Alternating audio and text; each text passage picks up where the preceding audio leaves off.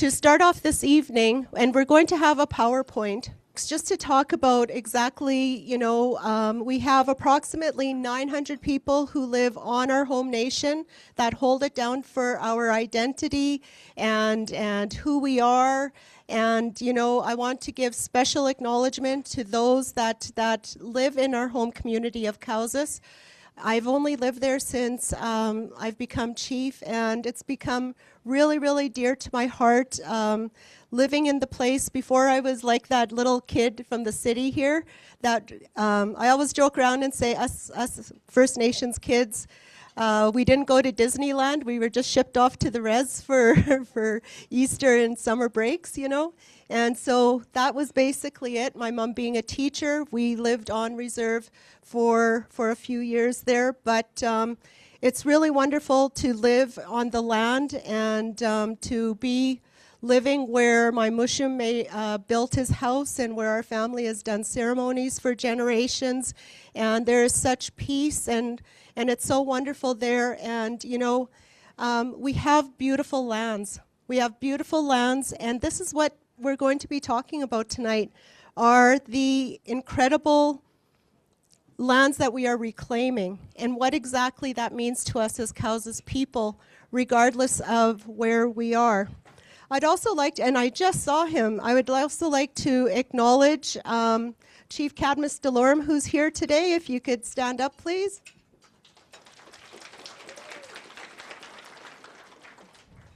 And thank you for joining us this evening. And so while we have 900 people that live on reserve and they live full, it's an incredible feeling to live on those homelands. And but I was pretty much brought up in Regina and raised my kids, and now my grandkids are being brought up in Regina. And the reality is that even in the city of Regina, we approximate a little over 2,000 of our members live just in the city of Regina. And then you add on to that, we have a little over 2,000 other members in total that are spread mostly across Western Canada, but we are global in nature. And the reason why I wanted just to talk a little bit about this is because our treaty, first of all, we as the first peoples of this land, we have inherent rights that were given to us by Creator. And those are what we're going to be talking about tonight, as well as treaty. And it doesn't matter where we live. We talk about the portability. We are born with inherent rights. No one could take those away from us. But we are also born with those treaty rights, and nobody could take that away from us, even if they are not being fulfilled. And as such, it doesn't matter where we live or where we raise our children or our grandchildren are. The identity of who we are as Cowzus is of equal importance because of the blood that runs through our veins. Those 17 and 18 bloodlines that run through our veins, the ones that were there at the signing of Treaty 4. And we are now 150 years this summer in September of the signing of Treaty 4. Now we are an adhesion to the signing of Treaty 4, so it's not quite 150 for us, but we say it's 150 for us. And we are Cowzus regardless of where we live. And like I said, as such, those rights follow us wherever we are. That's the portability of those treaty rights. And we always have those inherent rights. So apart from all of that, as members, as the descendants of our ancestors that signed treaty, we also have the rights and the responsibilities, and especially if we are status from Cowzus, to engage in this democratic process that we have going on this evening, and to advance together regardless of where we live. And that's what I'm looking around here, and I'm just so proud. I just have to tell you, I am so, so proud to stand here today and to see every single one of you come and want to have answers and want to give your opinion and give direction to us as a council. Because we as chief and council, we were elected by each and every one of you if you cast a vote. And our full and total responsibility is to all of you. It's not to a certain section of people. It is not to a family last name. It is not to those who know somebody. Our responsibility is to each and every one of those 5,000 members and any number that's there. In fact, the way that I see it, I have a greater responsibility as the chief for our most vulnerable, the ones who are incarcerated, the ones who are missing and murdered, the ones that are houseless on the streets, couch surfing, living with addictions and can't get that help that's just not there. We need to all come together and to assist each other because these are our families and we are kin. So I wanted to start off by saying that, and I'm a little bit speechless, and it's not very often that I'm speechless, as everybody knows, because of the incredible amount of people. Now, what's special about this evening? And this is where I want to acknowledge Chief Cadmus, because he is the one that brought in the Constitution. And regardless of the evolution of the Constitution that Cowsas will go through, and to make it more Cowsas, and to ensure that we evolve, then it is because of that Constitution that we are meeting this evening and tomorrow afternoon. Because within that Constitution, it moves us from an Indian Act band, just like our legislative journey, and it creates us on that path to sovereignty. And that path to sovereignty means that we are, and I know that some of us prefer to be called members, and some of us prefer to be called citizens. So I use those words interchangeably.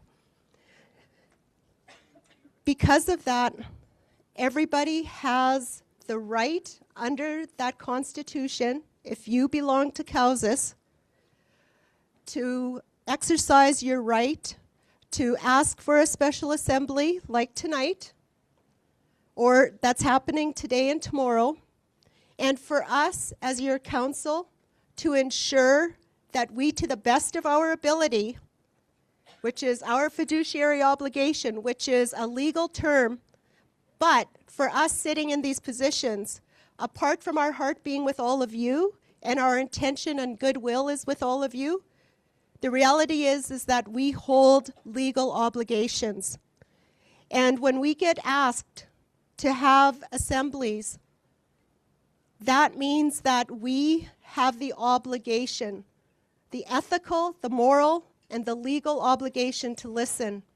And we have had, as I said in my communique that went out today, we have had 2 written requests for information, as well as our home community had a meeting, and they gave an informal request to the councillors who attended for us to have one on the home community. And so we took that very seriously as a council, and the next time that we met, we brought it to the table, we brought those requests to the table, and then we said, yes, we have to do this. And then we went forward, and the next possible date, while giving people notice, those were today and tomorrow. So I want to acknowledge our council in being very committed to doing that. Now, in saying that, the Special Assembly comes from the Constitution. That means this is nationhood. That means that we are exercising our rights and our duties, our responsibilities. And that is why we are embarking on more of a formal process than what we've ever had. Our Constitution moved us out of band membership meetings, even though some of our legislation has to catch up to that wording. But it moved us out of that to be citizens under the Constitution and different obligations. And so saying that, today and tomorrow are the first time in Cowsas' history that we have a special legislative assembly. So we are part of history that will go down as to that road to sovereignty for Cowes First Nation. That is a very unique and special thing, and something that you can talk about to your grandchildren, and something that you could talk about to your kids, about that you were part of this process. And we appreciate that.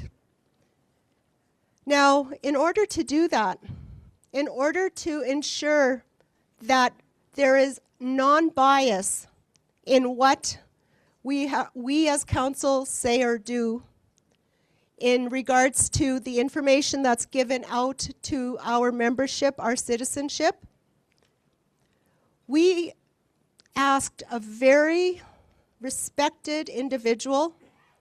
He is retired Judge Morin, to preside over today and tomorrow.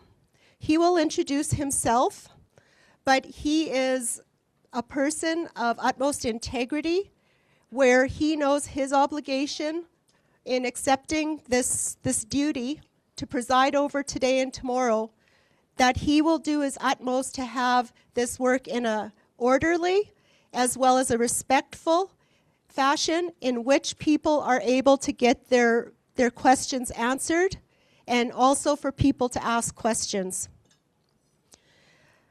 I think that's about the opening remarks and the purpose, and unless I'm missing something. And with that, I'm going to ask the Honorable Judge Gerald Morin to come up and to preside over the assembly. Please welcome with a warm Cowes response.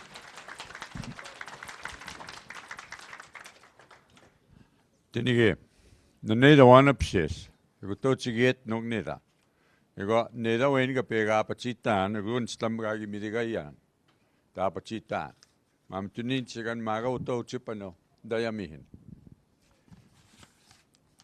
Thank you very much, Chief, the elder that said the prayer, councillors. My name is Gerald Morin. I'm a member of Peter Bonton Cree Nation. You know, when you have this many people coming into a meeting on a very important matter, I think back, I just hope those same numbers don't show up, because we have 14,000 members. If the same percentage goes, it'll be quite high. But I am here today. I've been asked, I've been honored to help in the process. It is one that I think is very important. I've read a lot of documents in the last month when I first got approached, and read all the submissions in terms of what your claim was about, read different agreements. I will say this, although I'm a retired judge, I retired a few years ago. I'm a young 72-year-old, but I still have to retire at 70 from full-time judging. I was a lawyer from 1987, so I have a few years in terms of doing different things and working on land claims and working in different roles. And in the last number of years, I developed the Cree Court and did Cree Court for 20 years up north. That's doing trials, murder preliminary hearings, bail hearings, all in Cree, with Cree-speaking clerks. I hired all Cree-speaking clerks. So the importance of language was never lost on me in relation to who we are. That's the foundation of who we are. And to see you here today, coming to look at and hear the results of your Constitution, because that's what it is. We look at approaching this with wahagotuan, relationships, our relationship to each other, minuichetuan, working together in a good way, sagiituan, love, your family, extended family, you're one First Nation. Witaskiuan, you share the land. Those are all concepts that are there and have been there for a long time. When I look at the particular matter at hand and how you lost your land, I think back of Cumberland House in 1905 when members of 3 other First Nations voted into giving up their land. Much the same claim that you have. Who were they? Did they have a right to vote? Were they of age? If you think back around that history, you know that there was a lot of fraud that was perpetrated in Saskatchewan. Part of those type of claims are very much in play. With this one, with Cumberland 100A, Thunderchild, all those type of claims were there on how fraud was. And they investigated that fraud way back in 1913-14. And then all of a sudden, the First World War came into play and put all those Indian problems aside and dealt with the war. We're too busy. We can't deal with that. Well, it took a long time for them to deal with it. You're still dealing with it today. So I commend you that you are taking the opportunity to try and work things through. In any given situation, there's always 2 sides. Sometimes I've heard 3 sides to every story that there is out there. But what is important is that you have the opportunity to work it out in amongst yourselves. Yes, people like me are around to help facilitate for the mere purpose of doing that. Being a retired judge, being a retired lawyer, I don't have a legal opinion. I'm precluded from giving legal opinions. I very purposely did not want to pay my legal fees again to give opinions. So my opinion might be free, but it's worth every penny you pay for it, if it's free. So I think what the chief has said, your Constitution is a major, major document because it allows you to participate in a meaningful way. You know, so often I've seen in different communities people having to take their chief and council to try and get meetings, to get information, and to get financial information. That is so difficult to see. But that has happened. You know, in my own band, I think that is starting there too. When I say 14,000 members, we have it split over 9 communities all over northern Saskatchewan, from down in Cumberland House all the way up to Kinoseo, South End, Reindeer Lake. That's a lot of territory. I plead with my own people and say we got to stay together because right now we are the doorkeepers of that particular territory. If we split up, they will pick us off one by one. We got to stay together. So understand that in terms of where you're at. It's very important. Have a damn good argument. Nothing wrong with that. Kituttuin chagato, piksquattuin chagato. Moyanto, the piksquataina. Taxiwet. It's not wrong to give your opinion as to what needs to occur. But be very clear in why you're doing that and where it's coming from. And for those who listen and might have a different opinion, be respectful in listening to that. Ask questions so you flush it out, whatever it is. So I think what I hope we can do tonight is that there's people on the line that want to ask questions. There's people on the floor that want to ask questions. There's going to be presentations made with respect to that. On how I would like to see things occur is allow one question from online, one question from the floor, and go back and forth. And if we can keep the questions to a respectable number, because sometimes you don't get a clear answer, you might want to ask another one. Okay? That can happen. So I think one of the things that is important, I was going to ask Shelley Tutusis, who's the one that asked a question about wanting to make sure that she was heard in saying we need to get together. I think that's what your Constitution allows for. They brought it forward, some questions, and I'm sure somebody might want to ask specifically what those comments were. So I think what we will do then is to move on. And on the people that are doing presentations, I'll say keep it down to a bare minimum. Get the information out. You're going to get asked questions, okay? And I want to allow people to be able to ask questions, and I will ask.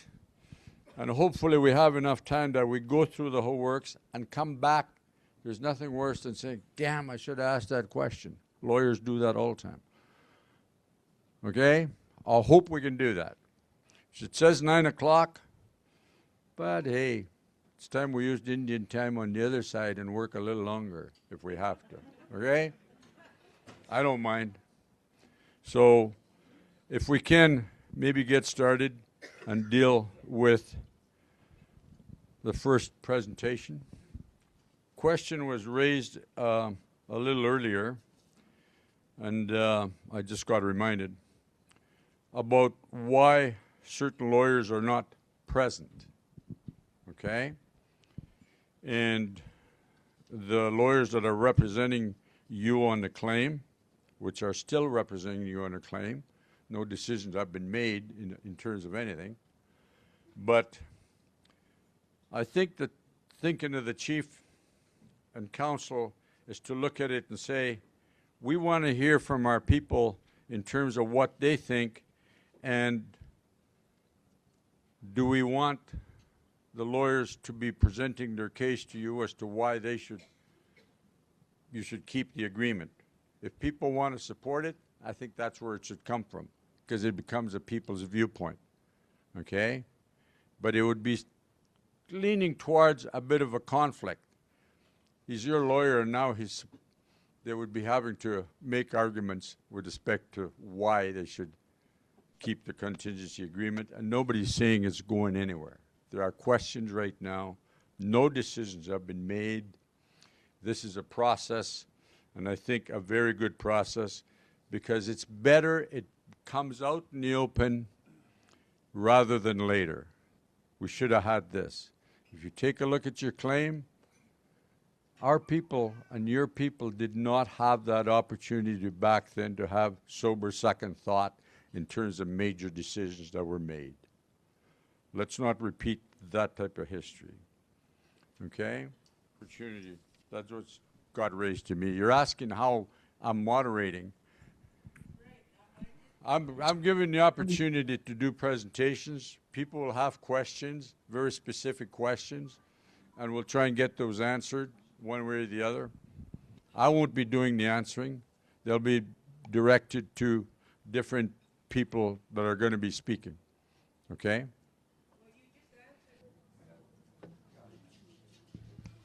All right, good evening, everyone. Thank you for being here. My name is Stephanie Lavallee. I am the in-house legal counsel for the nation. And I'm just going to talk a bit about the contingency agreements that we have and with our current 1907 trust lawyers, and then touch on a little bit about the draft trust agreement. So why we're here tonight is because we have members, citizens, who have requested a special assembly under Section 3.5 of of the nation's Constitution. Is it going to go on the? So Section 3.5 of the Constitution provides that the paramount power of our government rests with our citizens, and that through our lawmaking and electoral processes, our electors shall establish and mandate our government and our governance policies, practices in accordance with our acts, laws, and policies of the First Nation. So legally, the Constitution is why we are having these special assemblies. And it's an exciting time because this is the very first special assembly we've had under our Constitution. And as stated earlier, we've had 2 separate member requests for the special assemblies. And so under the Constitution, the Chief and Council are elected by the citizens to represent them, but it's the Constitution that states that the paramount power of our government rests with our citizens.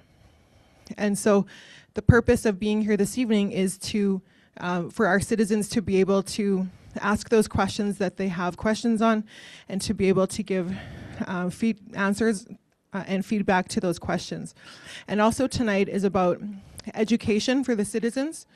And today we are discussing a process that guards the nation's settlement monies. So I work for the nation and the membership, which means that, which is the citizens.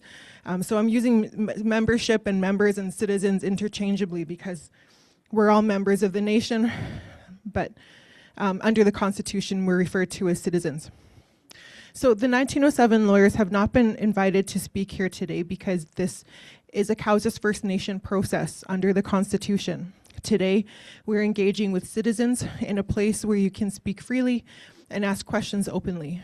And this is not a meeting where directions are obtained from the 1907 lawyers. This tonight is for the citizens to speak about what is important to them. And so tonight is focused on our citizens and hearing their voice. Why is their independent lawyers provide the citizens with unbiased information? And the lawyers that we've asked to attend here tonight are specialized experts in trust law, corporate and finance law, and in negotiating settlements. So in my legal knowledge, I'm aware that there may be conflicts of interest which require independent parties to assist the Chief and Council and the citizens to make the best decisions and may lessen risks to the nation. The lawyers here today have very specialized experience with trust across the country. They do not act as legal counsel on the settlement agreement or on the trust. They have their own trust processes established, and this ensures no conflicts of interest here. And they will share how the trust process that we have could look for our nation. And for everyone to know that the citizens should be having input on making these decisions on what our trust will look like.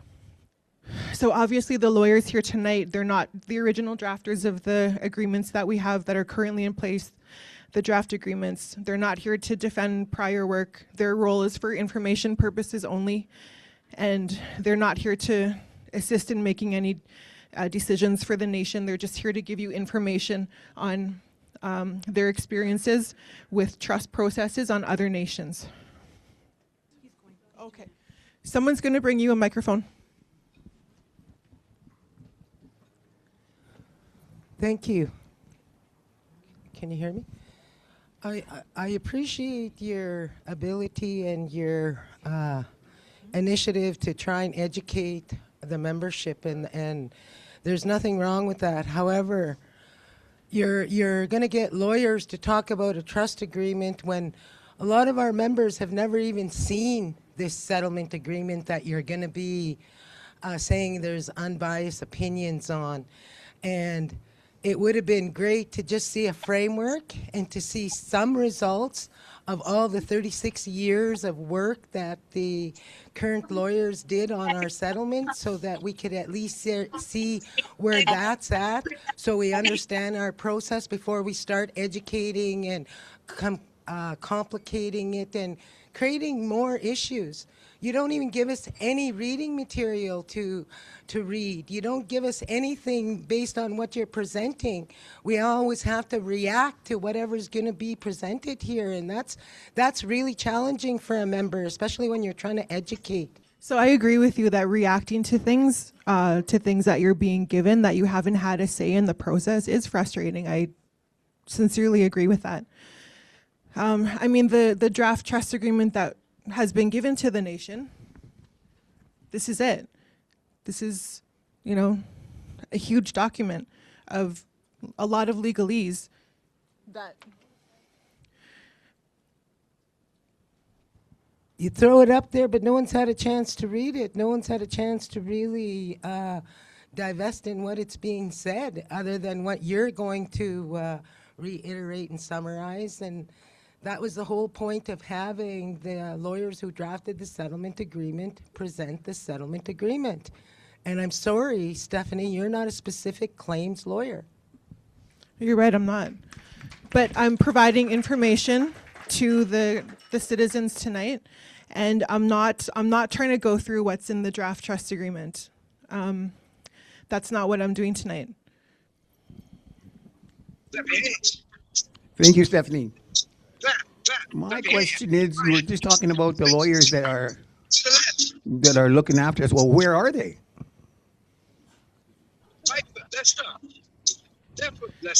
Which ones? The lawyers that are going to. You said something about a presentation. Yes. Are they here? Introduce them, please, Yes. because you're just saying the lawyers. Can you guys come to the front? So we have here Bruce McIver, who's well known in Aboriginal law across Canada, and Sam Shuri. And these are associates at First Peoples Law. And I'll just have them introduce themselves. Thanks. Thank you, Steph, and thanks for the suggestion. Good to meet you all. I'm Bruce McIver. My family's originally from St. Peter's in Manitoba.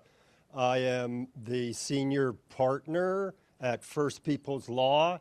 We're a law firm that only works for First Nations all across the country, coast to coast to coast. We do a lot of spec claims work for First Nations. Most of my work is treaty work, so this is the work I do all across the country. We've been asked to come and speak about the trust agreement. Okay, so we're going to speak about that, and part of the trust agreement raises the question of the contingency fee. Okay, which is the fee that is proposed to be paid to the lawyers on the claim. So those things get tied up together. Okay, it's a real privilege to get to talk to all of you. It's an information sharing session. We'll do our best to respond to your questions, but we also know that this is not the final time that you're going to be having a conversation about these really important topics. Okay, I'll pass it to my colleague Sam. Thanks. This way.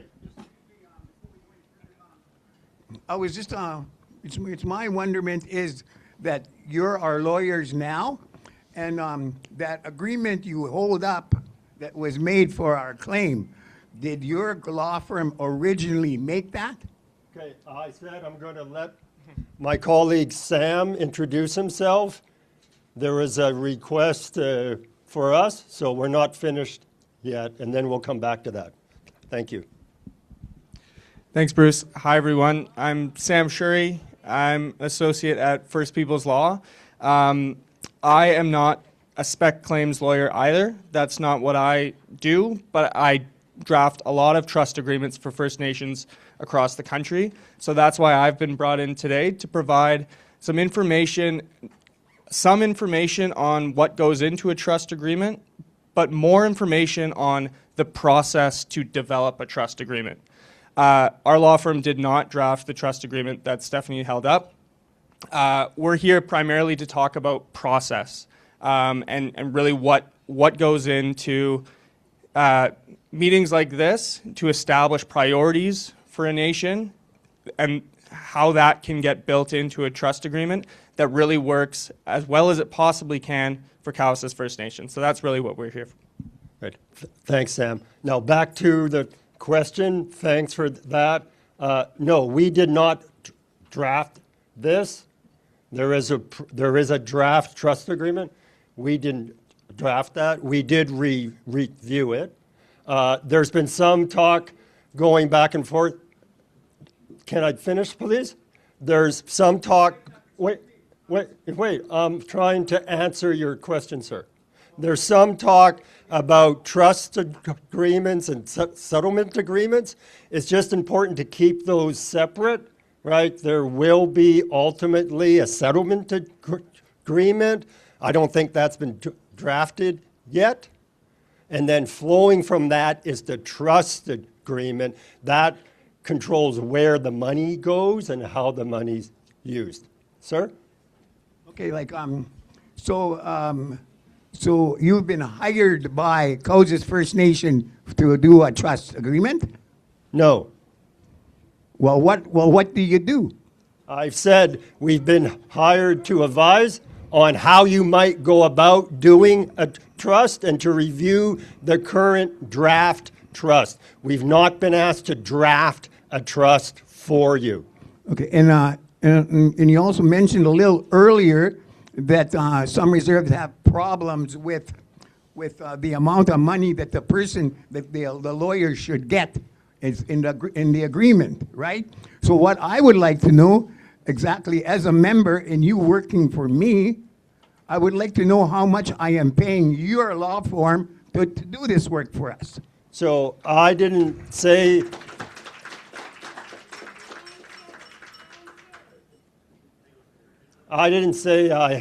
there was about this problem thing. That was how you phrased it. What we get paid, that's up to your leadership to share that with you. That's fine. One of the important things, though, and thanks for raising it, is that when you're doing this work, there should be funds available from the federal government to pay for people like Sam and me, right? It shouldn't be coming out of your pocket. It shouldn't be coming out of your settlement.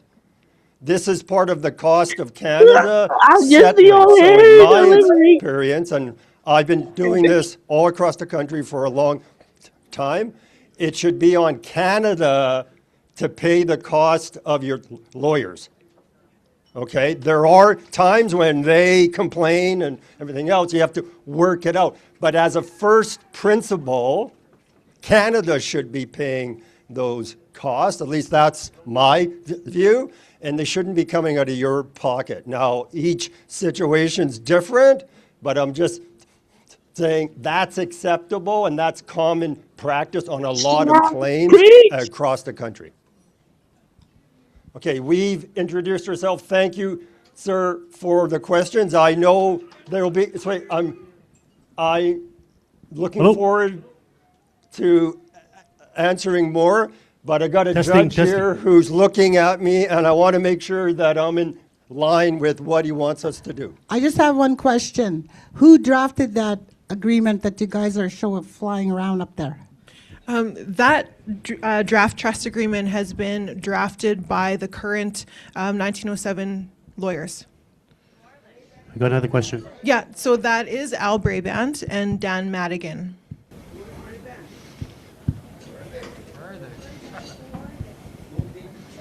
So if you would just let me go through the presentation, I think some of your questions will be answered as part of not. Then we'll have more questions after I'm done. One more question here. Less of a question, more of a comment directed to the lawyers that just introduced themselves. As you stated, you've spent, I don't remember the exact number, working specifically for First Nations in Canada, Saskatchewan, Manitoba, wherever. I would think you would understand the word respect. When one of our elders is speaking, they get to speak, you do not. Okay? That's how it goes.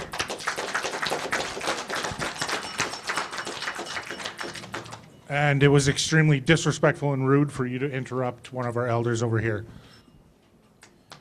Thank you for that. I apologize for that. That was not my intention. I was trying to do my best to respond. Thank you, though. Thank you. I think what is being said here is that certainly they did not draft this particular agreement. What they're saying is We want a way for the council to learn how they might approach in analyzing this particular trust agreement that you have now. So having another set of eyes who have some expertise to analyze, help them analyze the trust agreement is one other step to make sure. It's one thing to have a trust agreement, it's another to come here and then tell you what it is.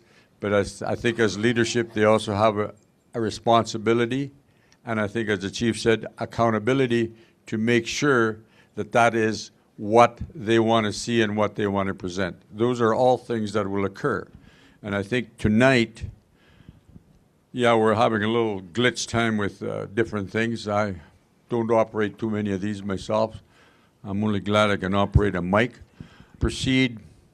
I said there will be some questions with all due respect. If people are saying that everybody will know who they are, and I think if they want to identify, that's certainly the protocol. I wouldn't mind seeing if they're going to be identified, if somebody's going to be chastised about it, okay? Then we will know what we're dealing with. Because I don't know everybody here. And certainly, sir, you have every right to ask questions. And I think that helps if we know who people are. If we can just move on here with the presentation for now. And I said before, we will come back to questions once we flesh out this information, okay? Okay, I'm going to interject as chief here, because our intent tonight is not to disrespect you as our membership. I think that maybe I could have done a better introduction about the purpose of this evening. Now, when I talked about fiduciary obligations, first of all, I want to, this is our loss. This is our causa's loss. Every one of us who has that causa's blood running through this is the loss that we are in this time and place alive, and that we have the response to sit in contemplation. And right now, the council, your elected council, and myself, we are holding a special and unique responsibility that was not there in previous leadership, and hopefully it will be settled in this time so that it's not with another leadership. That is our hope, that at least the 1907 is completed in this time. And so there is current case law, especially in the last probably 2 to 3 years, that has come out, that has stated, and it's even in our settlement agreement, because I have taken the time to read, and council has had 3 days of presentations prior to this, about 2 weeks ago. And so what has happened is that we have the obligation on our side in order to go to our membership and to ask for that community engagement, that for people to be able to let us know. Tonight is not about criticizing our current 1907 legal team. They have done some really good work, especially when it comes to negotiating. And I also want to acknowledge the past leadership in doing an amazing job in regards to negotiating. We as a council only came in at the end, and that end where we had the handshake agreement with Canada was in December 2023. And at that time, that's when we finished off that, where we came to an unofficial number. Since then, there is other things that have to be done. Now, what is our fiduciary obligation, because case law has changed, and as well as it is in the settlement agreement, that we have to obtain independent legal advice. And it is not only a legal obligation, but it's also our ethical obligation to you as membership to make sure that we get as much information as possible. Now, there are other chiefs and councils that I myself, I have witnessed, and the ones that have settled 5 years ago, they didn't have the same obligations that we have as council today. And you can hear from back then that it was mainly the chief and council that put together and approved until it went to the people, the draft trust agreement in its entirety, the contingency agreement, or how the lawyers were paid in its practice back then. But there is different obligations now on us as your leadership to make sure that we do a more thorough job for you as membership. Not only is it good business, because if we think about it, and it was brought to my attention, when I was talking about it, because this is a hard position for your council to be in right now, because it seems like we're bringing criticism upon past leadership as well as what the current legal team is doing. That is not our intention. Our intention is to do the best job that we can for everybody, and not only for the ones that are choosing to come in today, but for the ones yet unborn. When we think back to the ones, our ancestors that signed treaties, they were so smart, and it took years for them to get to that place to sign treaty.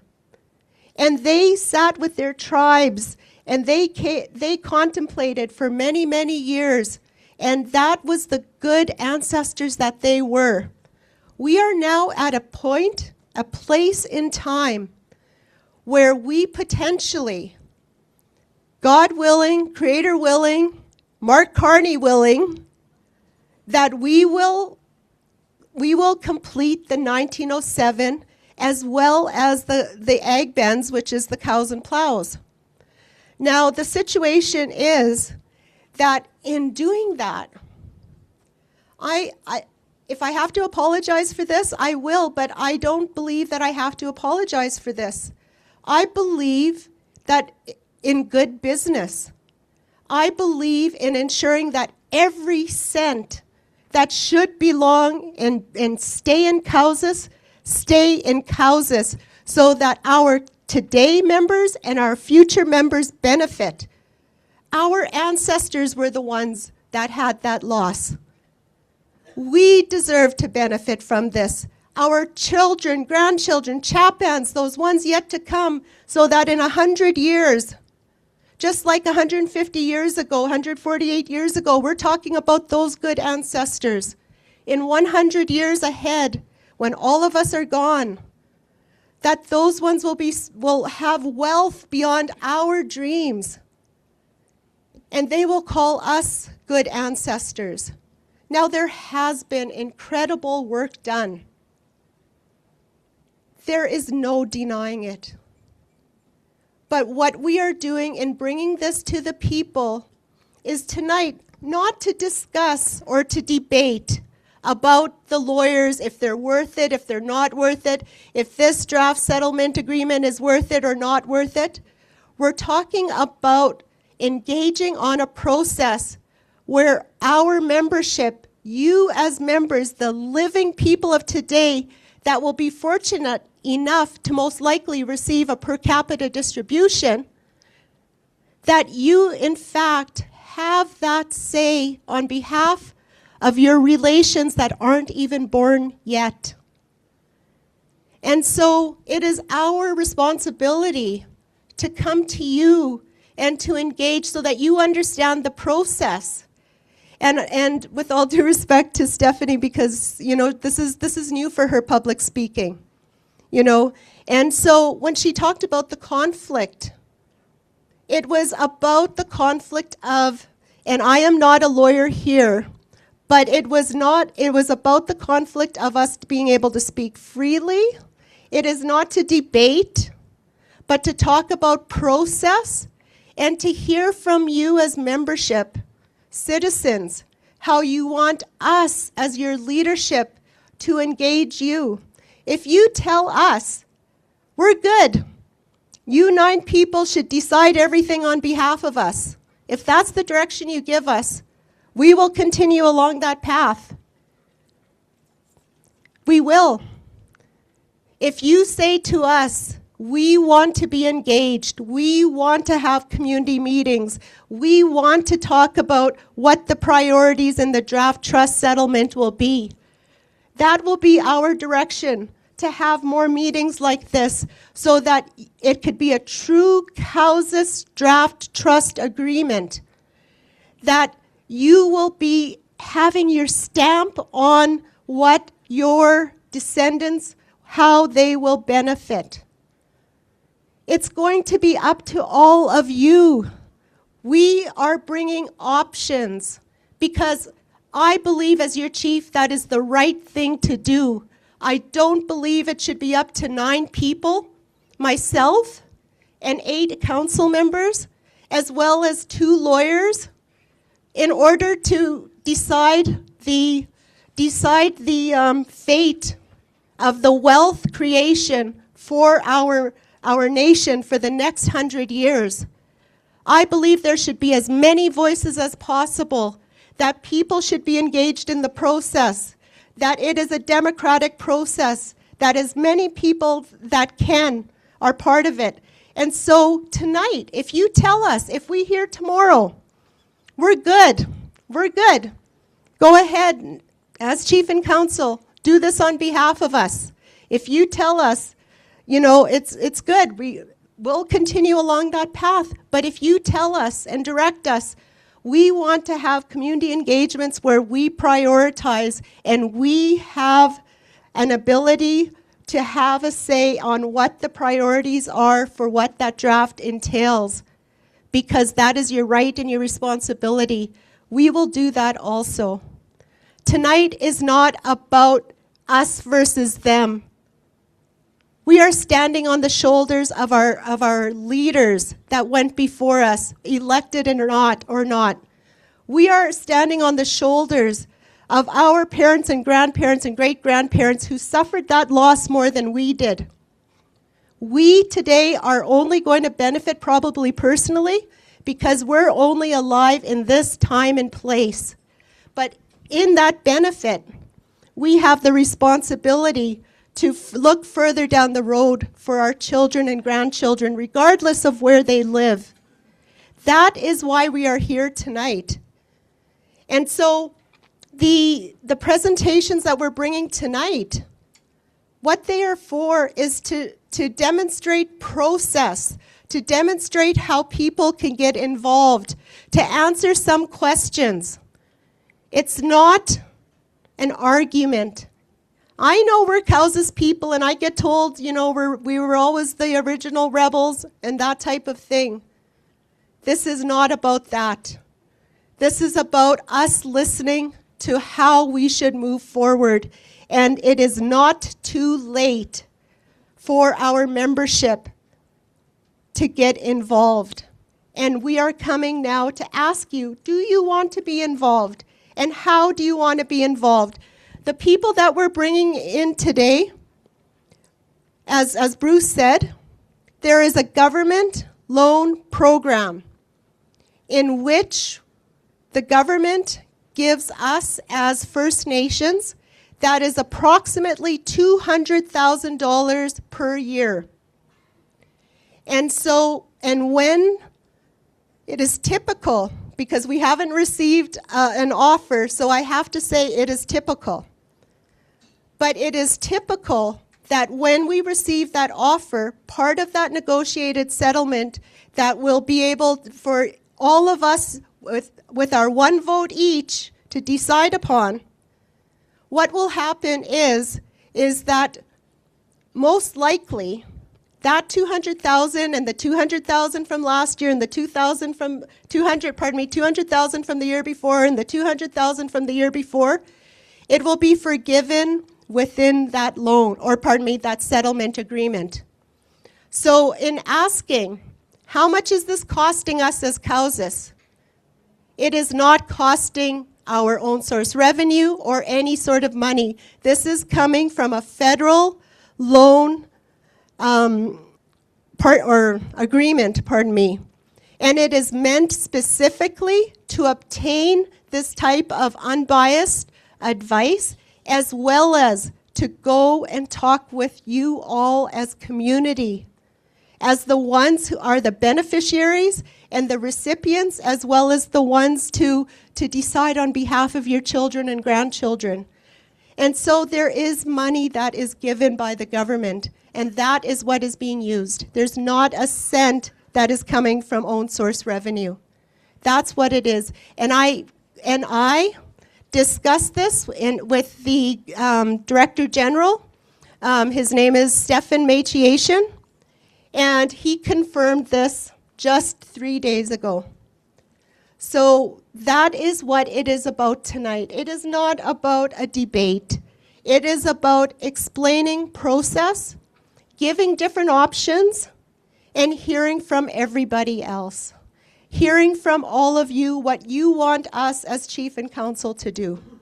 That's what tonight is about. And I apologize if I should have opened up a little bit better and explained it. But I too was a little bit nervous in having this happen tonight. This is a big deal. And so I ask your forgiveness in not opening up in that kind of way. But I hope this answers some of the questions.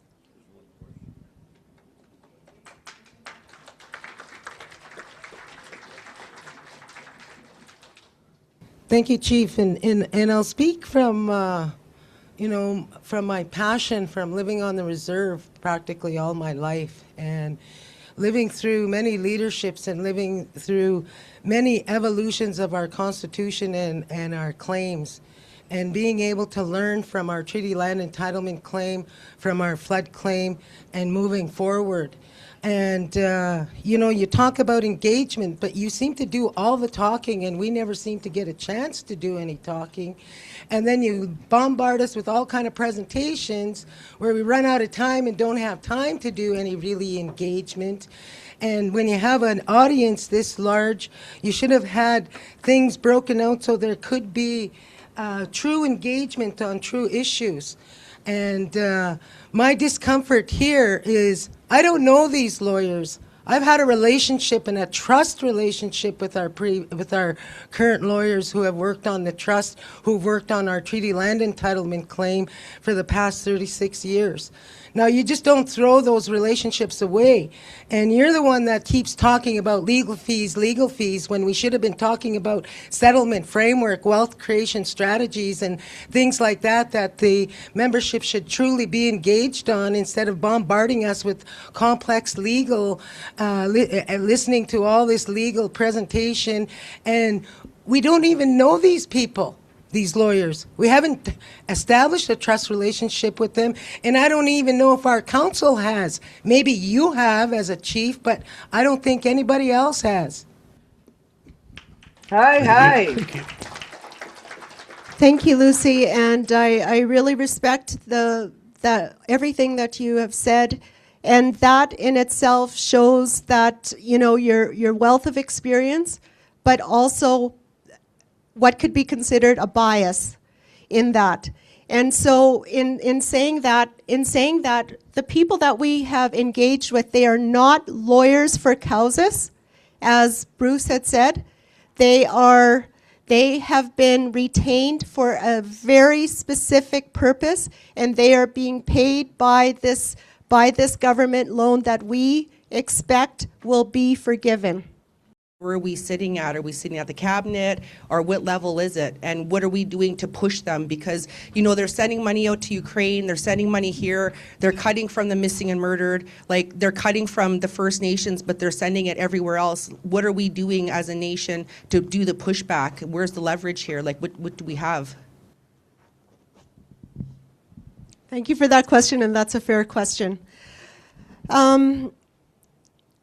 The question, or the answer is quite simply, I have been told that so there are 8 specific, it's called high value specific claims. And I have spoken about this before, but I'll be very brief in stating this. So the Minister of Indigenous Affairs, she has the ability of about $150 million in order to approve that with her signature. We have a much higher high value claim that has to go through a Treasury Board process. Now, we have probably had the worst state of affairs that has had to happen with, first of all, from that December 2023, and we were almost assured, and with the assurity of the most assured at that time, that we would have the letter in our hands by the fall of 2024. Now, what had happened, because when we had that handshake in December 2023, they had to go back and go through a process, and in order for them to be able to give us that letter of offer. Now, what happened in September 2024? The Liberals lost their majority with the NDP. What happened? So then there wasn't a fall budget. Come when we're hoping for the spring budget, which is the next thing that they told us, the Prime Minister resigned, and then the government was prorogued, and then we had an election, and then we had the longest, I'm only 50, well, I always say I'm only 54, but I'm also really an old 54, is in that time, I have never seen, especially a Liberal government to a Liberal government, such a long transition, and for them to have such different policy statements than the previous Liberal government. And so it is only now, when they have had a spring economic statement, which I think was 2 or 3 days ago, that they are now, and it's probably with a Liberal government, the least First Nations or Indigenous, as much as they say Canada Strong, specific, when it comes to specific claims especially, there was no mention of it, but we know that there is money that has been topped up. So we have now, what I've been told is that those 8 specific claims that are considered high value that have to go through that Treasury Board are now sitting on the Prime Minister's desk, and he himself, it's even above the ministers, that we are waiting for him to decide that process for it to go forward on that high value claim. Yes. So, with the part of the question, what are you guys doing to make sure what are you guys doing? What's happening that you're pushing Mark Carney? We are working with the AFN, with the national chief, who is very close to the Liberal government. We have requested a meeting with the Prime Minister himself. We have had the Senate, all of the members of the Saskatchewan Senate that have been pushing and discussing this in the Senate in order to push it. It's not just Cowsas. It is all of the high-value claims across Canada. So we have a lobbyist also, and that lobbyist is working with the other 7 high-value claims lobbyists, and they're putting their efforts together to get the Prime Minister to start addressing these legal claims, because we are now dealing with 3 years now, and our 1907 lawyers discussed this, and it has been a discussion around our council table, because they have the honor of the Crown, which is a legal term. And so we have lost a lot of money in 3 years when it comes to what we could get as interest with a financial model, with a very smart financial model. And we are now in that position, almost that teetering point, that if the government doesn't decide, or if they don't move forward on these claims, do we say then we are putting in and going to litigation and using the honor of the Crown and moving and then having the courts decide? Now, but we were listening to the legal advice of our 1907 lawyers. And that is but it is now getting to that point where, pardon me? 3 years. 3 years since.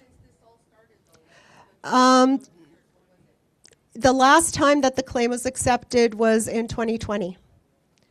So although our nation has worked on this for many, many years, it was that was the last time. So we are in the middle of that, but in the meantime, and this has been also on the advice of our 1907 lawyers, and this has been also what we have talked about in our Christmas, when we've gone around at Christmas, not only this year, but last year, is that we have received the offer to negotiate for the agricultural benefits. We have that standing offer, and I know that's been a question, and we've been very open and upfront with that with our membership. We could today go and say, and pass a BCR and start to move on the cows and plows if we wanted to, and start negotiating on that. However, the cows and plows or the agricultural benefits is based on agricultural loss, much of it.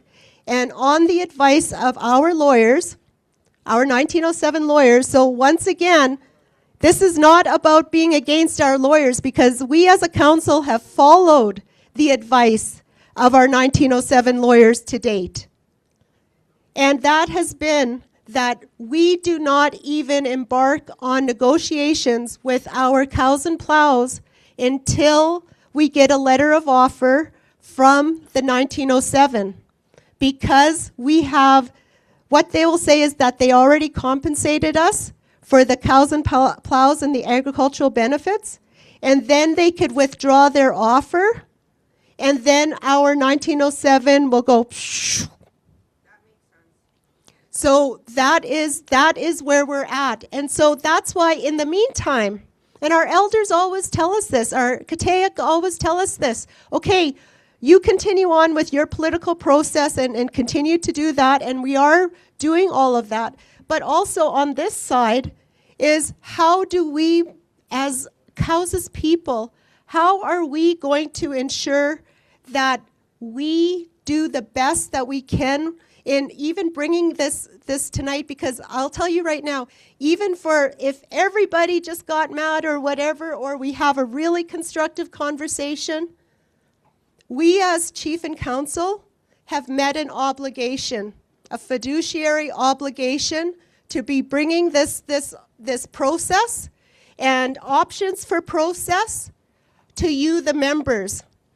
Because case law is emerging now, that if we go ahead without talking to our membership, you later on, or your kids, could sue Cowes First Nation, could, if I'm alive, could sue even me, because we did not embark on this process that we are going through right now. This is part of our obligation to each and every one of you. This is not meant to be a big fight. This is about choices, options, direction, discussion, and all of those good Cree words that Judge Bourne talked about. And if you tell us we want to be part of the trust creation process, that will be our 1907 lawyers that put that together, and that we go and we talk with our 1907 lawyers to come and talk with you all. It is also, and believe me, and I see people in the crowd here, I shouldn't do this, like this, that have emailed me, called me, texted me, because on social media there's a lot of concern about contingency agreements. The worst word in the world right now is Ron Maurice, right? And what exactly does that look like? We have the fiduciary obligation to get those second unbiased opinions, as well as to ensure that Cowes is engaged in a fair and reasonable price, that the lawyers have done that. Now this is not behind the 1907 lawyers' backs. They have been engaged in the process of us going for these independent legal opinions. In fact, they have given us 168 pages of their reasonings why they are entitled to this amount of money, which we have forwarded to independent legal advice. Now that advice is now in a confidential report to Chief and Council that we at this point cannot share with the membership. But that is sitting on our shoulders, and that is our fiduciary obligation. That's what tonight is all about. Turn it on. Someone has a question, Chief. Chief Cadmus. Thank you, Councillor Josh. Good evening. Thank you to the prayer that was done earlier. I just want to give praise to Chief Erica, to Judge Morin, and council here. And I think I see Chief Gordy over there, if my eyes are still good. It's really nice to see another chief here as well. I just wanted to ask for 3.5 minutes of your time, and then I have a question. But I'm going to sit down because I have notes, so I just want to make sure I don't miss them. I feel like we got to reset ourselves here, because I just feel like everybody's all over. Chief Erica's trying. Stephanie was all ready to give her presentation, but I just want to help get us back on that right road. This is what we're talking about tonight. In 1992, this claim was rejected twice by 1992.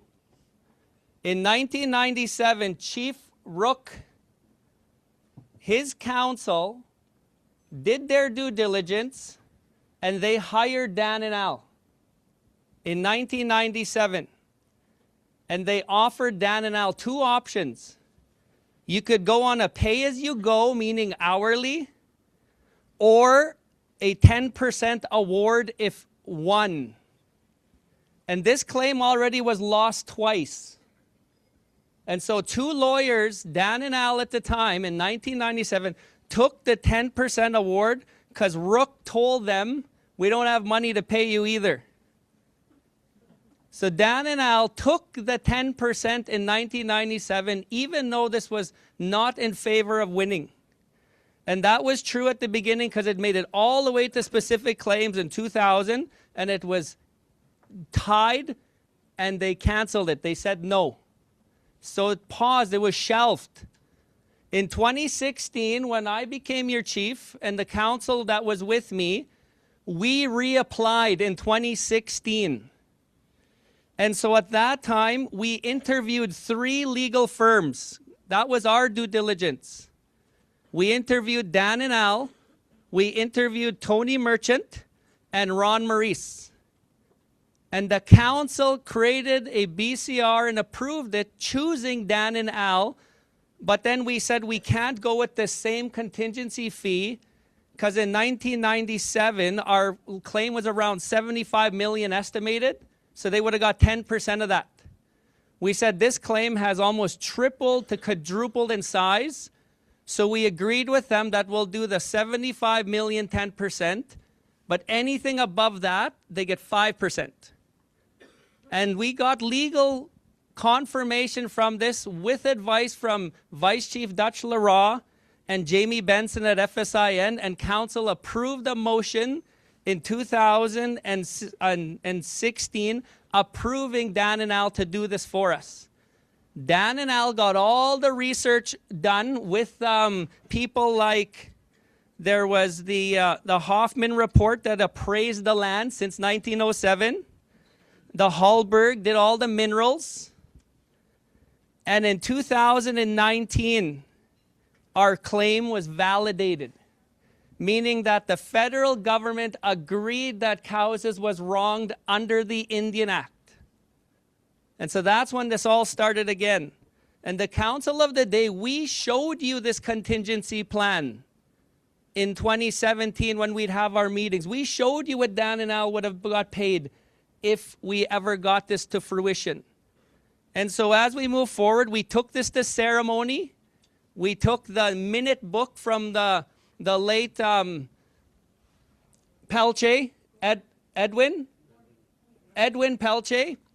He kept a minute book when they were trying to destroy it, and in there affirmed our 1907. We took that exact minute book to a sweat. We had pipe with it, so this was all prayed for in 2019. And then we struck a committee. We had Loretta Delorme, our lands manager, Terrence Pelche, Chief Terrence Pelche, Richard Asagan, councillor, the late Gary Sparvey, councillor, and the late Lloyd Leroy, and myself. And we were your 1907 committee. And we came out and we presented things during our updates. We'd come meet with you twice a year. This is where I'm cautious. Chief and a few councillors are trying to bring in a new legal firm. And this legal firm don't know our history the way Dan and Al does. I'm not afraid of doing the due diligence, as Chief is saying, with fiduciary obligation. I love that. But at the same time, Dan and Al, they sat with the late Hubert Gunn. They sat with the late Harold Leroy. They sat with the late George Tanner, the late David Sparvier, and more. And they have their recordings on our 1907. And so as we move forward, when I stopped being the chief, we were almost to the finish line. We had almost about $400 million on the table. Discussion. I'm not promising anything. They offered us $150 million to settle. And your council of the day when I was chief voted no, because we knew this was more than $150 million. And so, sorry, I'm not done. I'm trying to get to the finish line here. And so in 2023, Gary from, not the late Gary Sparvey, a guy named Gary from the Government of Canada, so Crown Indigenous Relations, he took a number from council and he said, give me a year. I'm going to go to cabinet and get it approved. Because how we get this approved is cabinet has to approve it, meaning prime minister and ministers. When I was chief, council and I would go to Ottawa and lobby all these cabinet ministers. We'd met with Justin. We met with all the ministers. They knew about our claim. We had a lobbyist in Ottawa that was knocking on their doors when we weren't there. He was let go as soon as I was done being chief. And so then when this letter was being made, Lucy, along with Al and Dan, made our trust agreement draft. And so our trust agreement draft is our heritage trust, meaning that when we settle, which we will at one day, we have to decide as a nation what we're going to do. And I'm going to use a number, but please, I'm just a proud member like you. Say we settle for $400 million, which this claim is worth. At that time, we got to realize we got to do a per capita. There's 5,000 members. If we do $30,000 a member, that's $150 million. And so what are we going to do with the rest? Well, we have to pay back the government for all our lawyer fees. It's not a handout. It is in this agreement. We have to pay them back. So say that's $1 million. That's kind of what is budgeted there. Dan and Al, if they remain our counsel, which I hope they are, to get us to the finish line, they would be entitled around $24 million. But that's different from if they got 10% in the whole, they would have got $44 million. But now they would be getting around, that is a big number. But you think back to 1997 when they took this on for us and put in thousands and thousands and thousands of hours, knowing that they have a high risk to never get paid nothing. This is the risk they take. And this is the benefit that they will have representing us for over 30 years. And so I seen Chief Erica's video a few weeks ago, almost trying to call out Dan and Al. And Dan and Al did nothing but serve this nation for the best interest that they could on our behalf. And I feel we owe them an apology.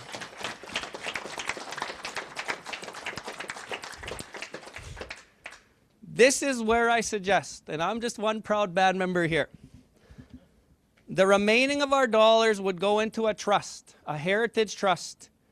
You lock it in for 100 years at 7% interest.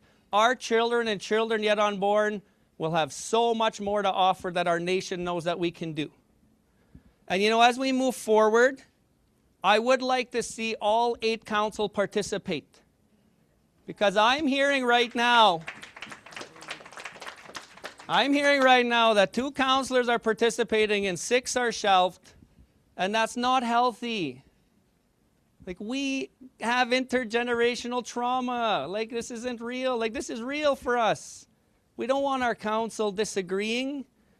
And you know, I'm here to help because I was your chief once, and I pissed off a lot of you in this room. And I know Chief Erica means well. But you know, Chief Erica, I just want to say, I feel like everything that I was helping with, you just squashed. Like, I'm here to help, Erica. If I upset you when I was a chief because of the bucksheeing or land issue, I'm sorry. I truly am.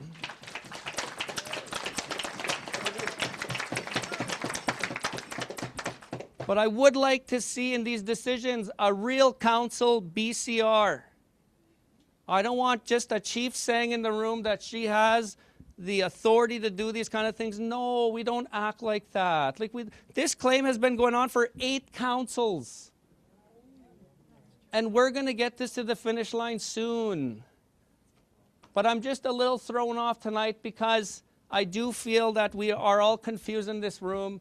I don't mean to disrespect anybody. I'm here to help, and I just hope that my words were here to help in a good way. I don't mean to be disrespectful. Thank you very much. Thank you, Chief Cadmus. Hi.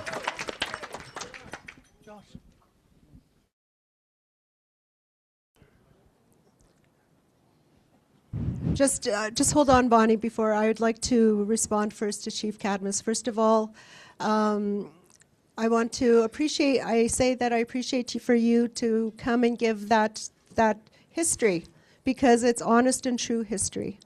And also, I want to say out loud and up front, there has never been, I don't have a legal firm in the wings ready to swoop in. I have always been about just ensuring of what is our responsibility of the day. And Chief Cadmus, I will not engage with you in a public forum. This is a conversation between you and I as cousins and as chiefs. So we will go and break some bread together. Mine gluten-free, yours not, you know. And we will have a good conversation to have those good relations once again. And so thank you for that. And we will, in private, have that conversation. And so I recognize that as well. But what I do have to say is that and also thank you for that reset, because that's going to get us back. And what I'm going to ask after Bonnie's discussion is that that's the whole point of this, is that and also I have to say that I don't necessarily agree with the things that Chief Cadmus has said, because in reality, if only 2 councillors are participating, the other 6 have quorum. And so the 2 of the councillors that supposedly are doing a lot, and myself, we wouldn't even be able to make any decisions, okay? That's just the way that the governance works. And the councillors each have their areas of responsibility, which was given back to them in our term, because that's what was asked by the people, because there was not even those portfolios when we took office. And so they have huge responsibilities on their own, on the nation and off the nation, in order to do their work. And I don't micromanage, and they have the ability to answer each and every one of you. But under me, under the office of the chief, there is legal and legislative and financial, and those are what I report on. And at our assembly, we had the council all sit and talk. And also, they are never muzzled. They could put out reports on their own. They can answer questions about their areas of responsibility to all of you and talk about what they want to do. That's what I wish that they would do. You know, that has always been what has been able to be done. Now, we're going to go back, because it's not about defending or being accusatory or anything else. You all heard this between two chiefs. And also I want to acknowledge Uncle Gordy as well as a chief. I didn't see you over there, and my apologies that I didn't see you over there. Because he too worked on this as well when he was there. And you know, that's the thing that we are talking about in this day and age. That's the thing. We have a wonderful history, but once again, this council in this day and age, when this is being completed, we have a different reality than the councils before. And that's what we are trying to engage with in doing that. So with chief and council, when you guys are signing things off, like I've been on other nations, and usually it's like at least 4 council with the chief. So like, what is it for you guys? Like, What is quorum? Quorum is 5 without the chief. The chief does not get a vote unless it's a tie. So in actuality, I don't even think that I voted in these last 3 years. I may have voted once or twice in a tie. Other than that, I have not even voted in anything for any decisions that have been made. That's the reality. It's not? First of all, I'd like to thank the elder for the prayer this evening. I'd like to welcome all the band members here, welcome the judge. For the ones that don't know me, my name is Bonnie LaValle. I've been a council member since 1993 for 9 years. I know quite a bit of the history behind this claim. I was fortunate to sit at the table with our elders, being a very young woman council member back in 1993. Listening to the history from our elderly council members, late Harold Leroy, Walter Stevenson, Hubert Gunn, David Sparvey, and so forth. So learning a lot of history about this claim. And I have to agree with Chief Cadmus. This claim has been worked on for many years. Many people involved, and I'm glad to see some of the other previous council members here because they've also worked on this. Councillor Bubsy, Councillor Valerie, and so forth. So over the years, many leaderships have worked on this. And as Cadmus has mentioned, throughout this process of this claim, it was rejected by the federal government a couple times. Back in 2016, I think it's when it moved forward again. Prior to 2016, when we were debating on who to select to represent us on this claim, the council of the day invited in 5 different law firms to come do a presentation to council. And at that time, all 5 law firms had the same fee structure. However, some fee structures were higher than others. The council of the day selected Dan Madigan and Brabant as our legal counsel to represent us on this claim. Those individuals, along with band members that are no longer involved in the process, did a lot of research on this claim. And to me, it's very important that we continue on with the current legal counsel representing us because they know the history. They know what we've been through over these years since 1993. So I'm really reaching out to the council to make that decision to move forward with the current legal counsel that we have representing us on this claim. And I've heard through the grapevine, and I'm not one to listen to gossip. If I hear something, I'll pick up the phone and I'll call one of the council members to get clarification. The video that Chief Erica posted a month or so ago, kind of throwing shade on the current legal counsel. To me, that was very unprofessional. Not only that, but as soon as a percentage was stated in that video, band members started doing the math. Band members now are expecting us to get over 400 and some thousand. So that video created expectations. And what if we don't get that much? How is it going to make the current chief look? She created that expectation. And not only that, but throwing shade at the current legal counsel that we have working on this claim. Many people have worked on this claim. And I would really suggest to the council that you move forward with the current legal counsel that we have working on this claim. Thank you.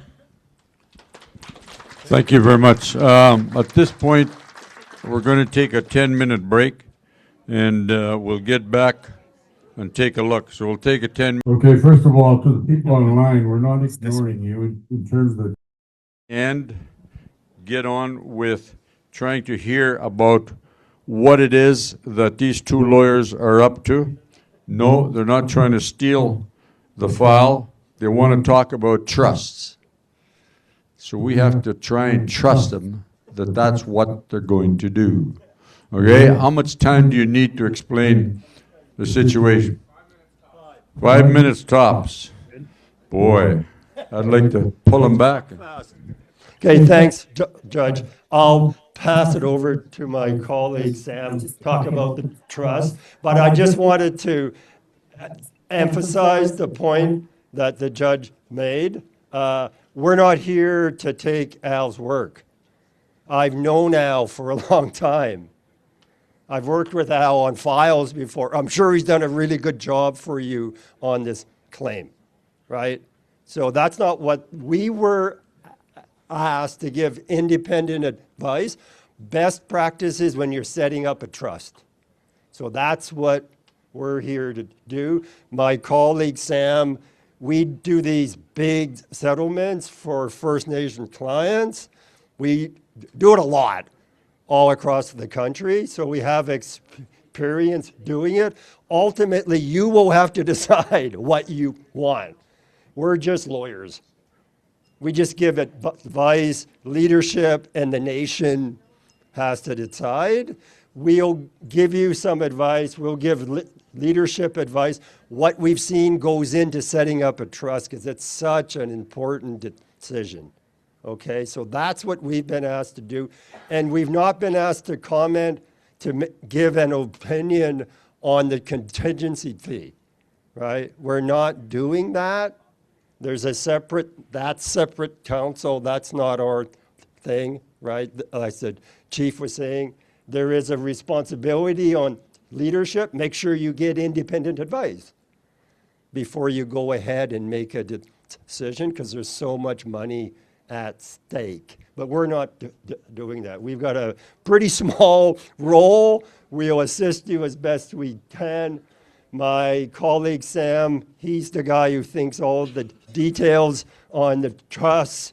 I'll pass it to him. I told him you've got 5 minutes, Sam, to explain it simply but clearly what you need to do when you're considering setting up that kind of trust. Okay? Thank you. Thanks, Bruce. And Bruce will, I know, take this mic right out of my hands if I go over my 5 minutes, so I promise I will not.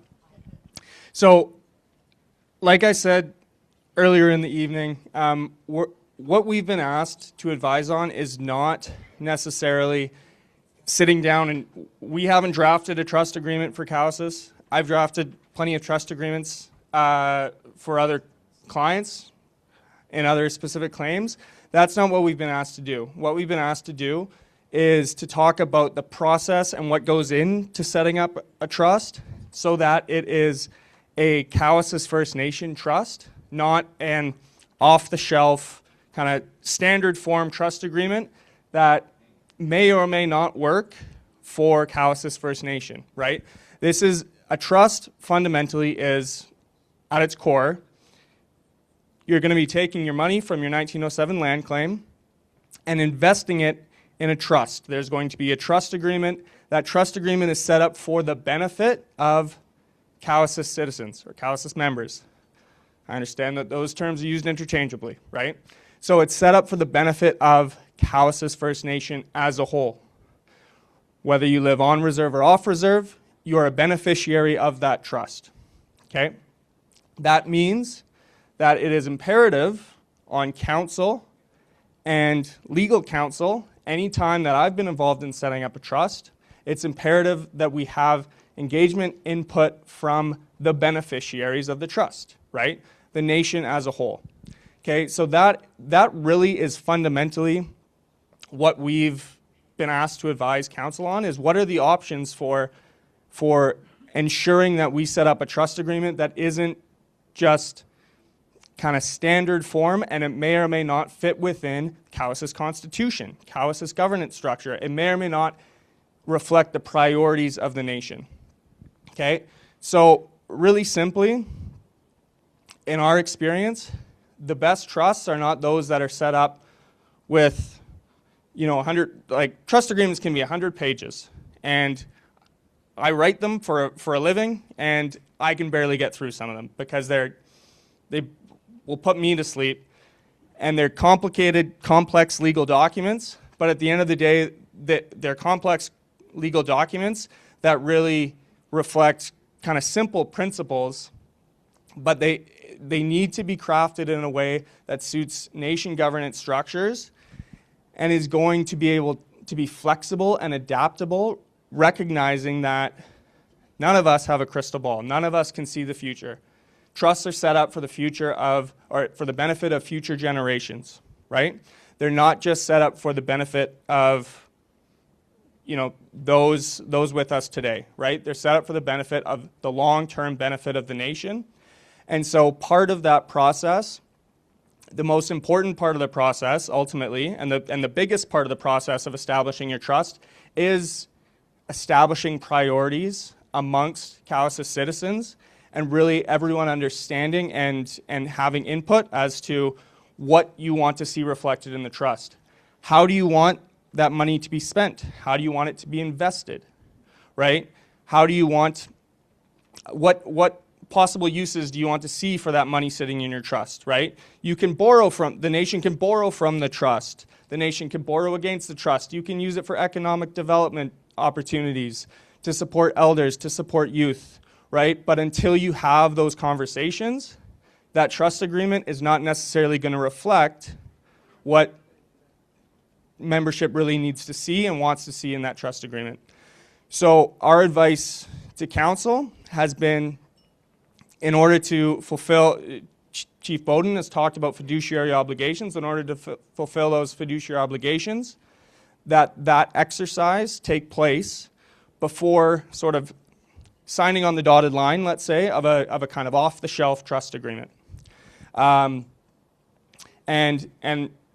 now speaking in front of membership, I would say that responsibility ultimately extends to membership.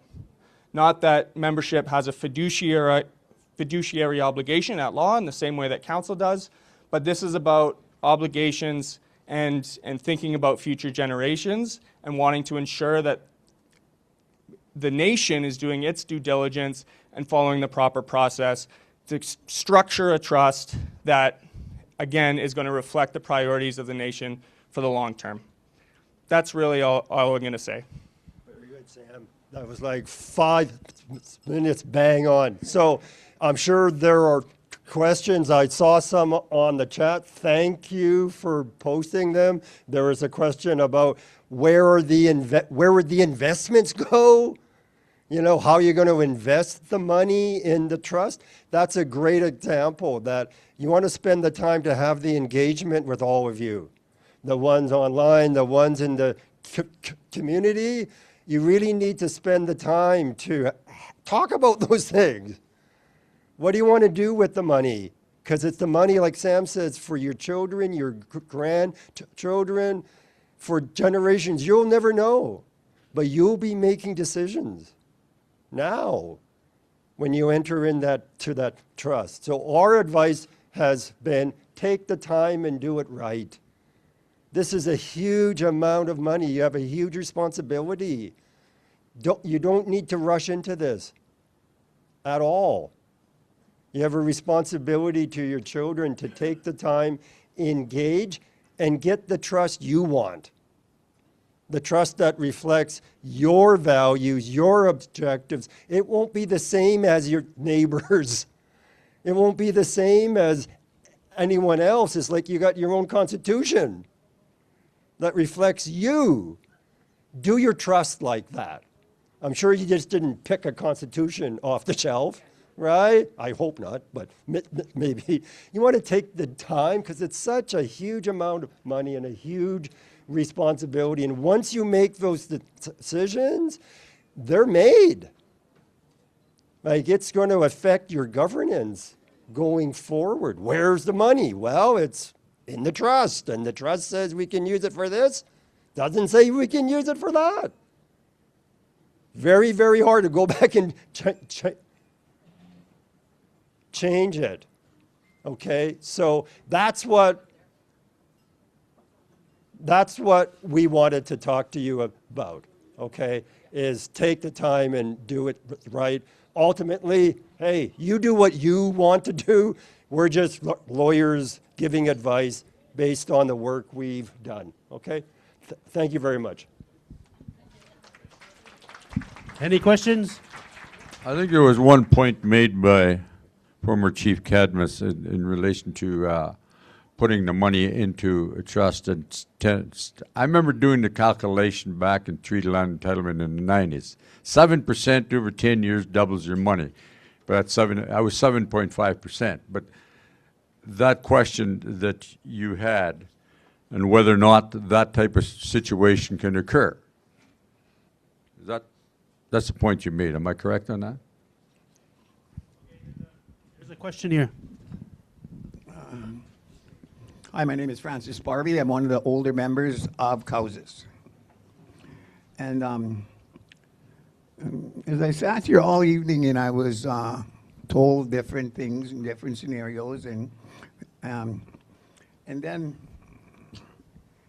I see a judge having to watch over a meeting.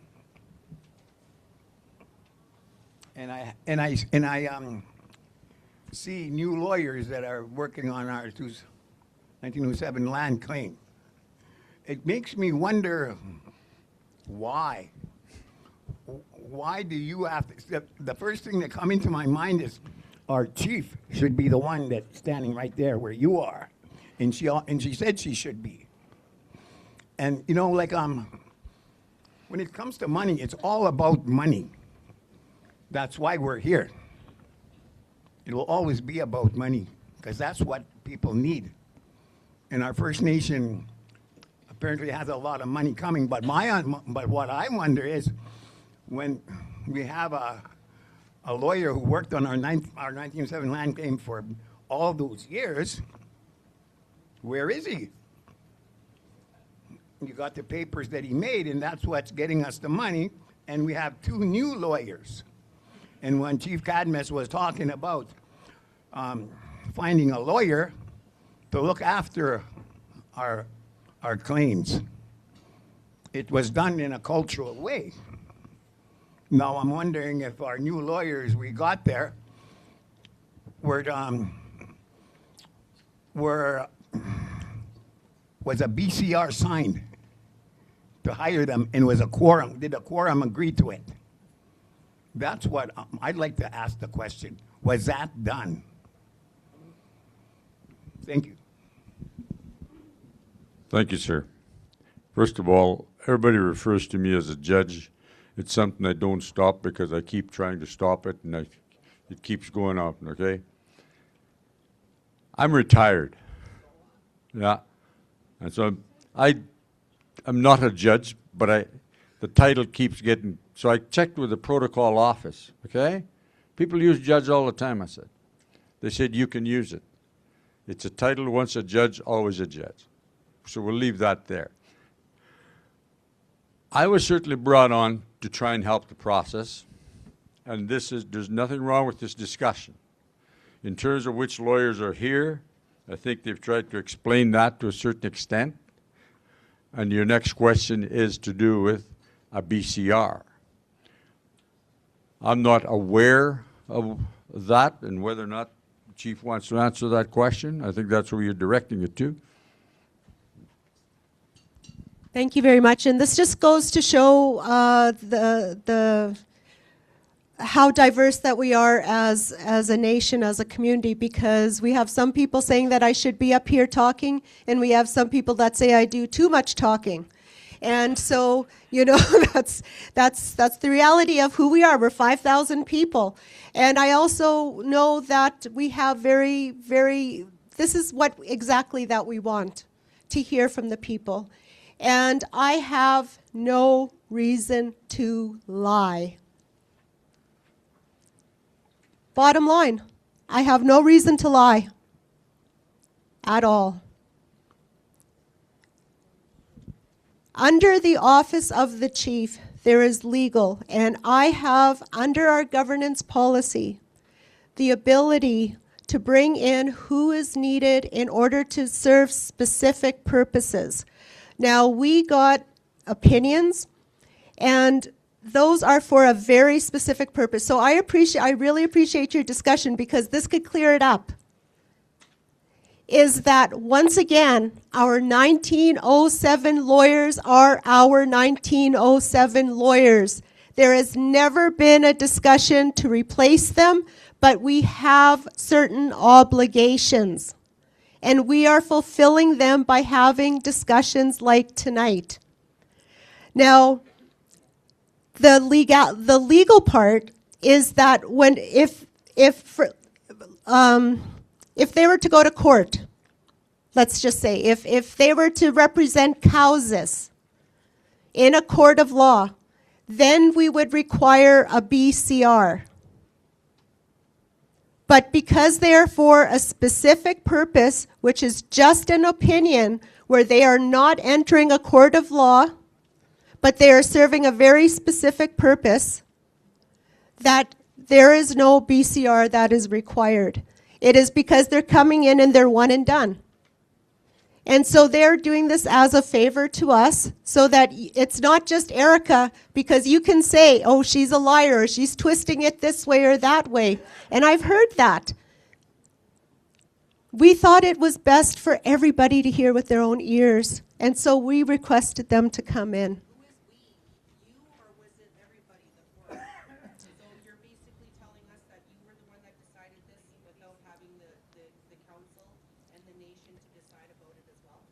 For the independent opinion? Yeah. It is under my ability to do that, yes. Yes, it is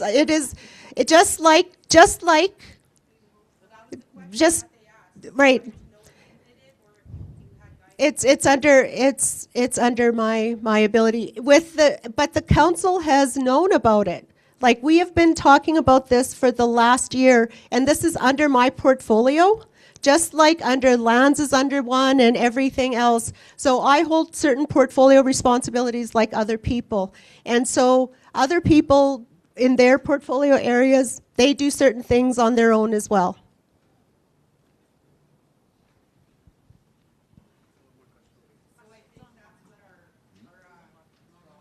Okay.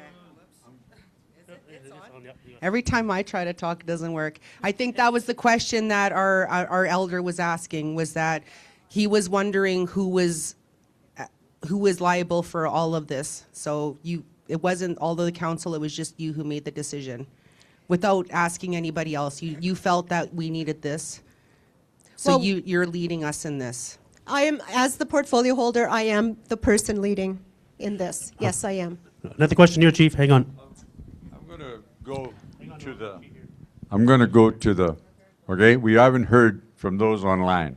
Let's have a question from line, or we'll get to you after, okay? Yeah. This question came from online. With Al and Dan being our nation's lawyers for decades on this claim, have they been paid at all?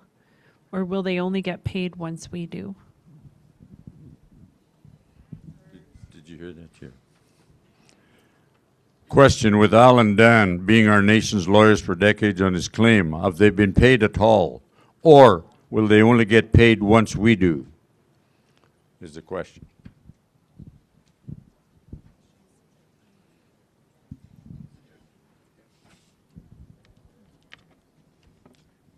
The short answer to that question is yes, they have been getting paid.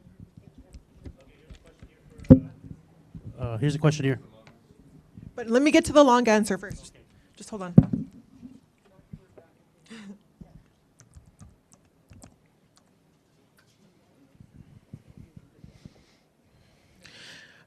So earlier in the evening, Chief was talking about the CERNAC funding that we get for this process to settle our settlement claim.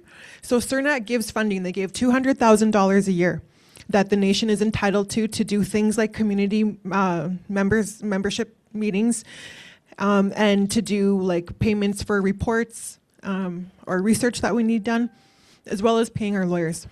So up until now, up until this point in time, that funding every year has gone solely to the 1907 lawyers, which is Al and Dan, and it has not been used yet for membership processes to get feedback on what the members want their trust to look like.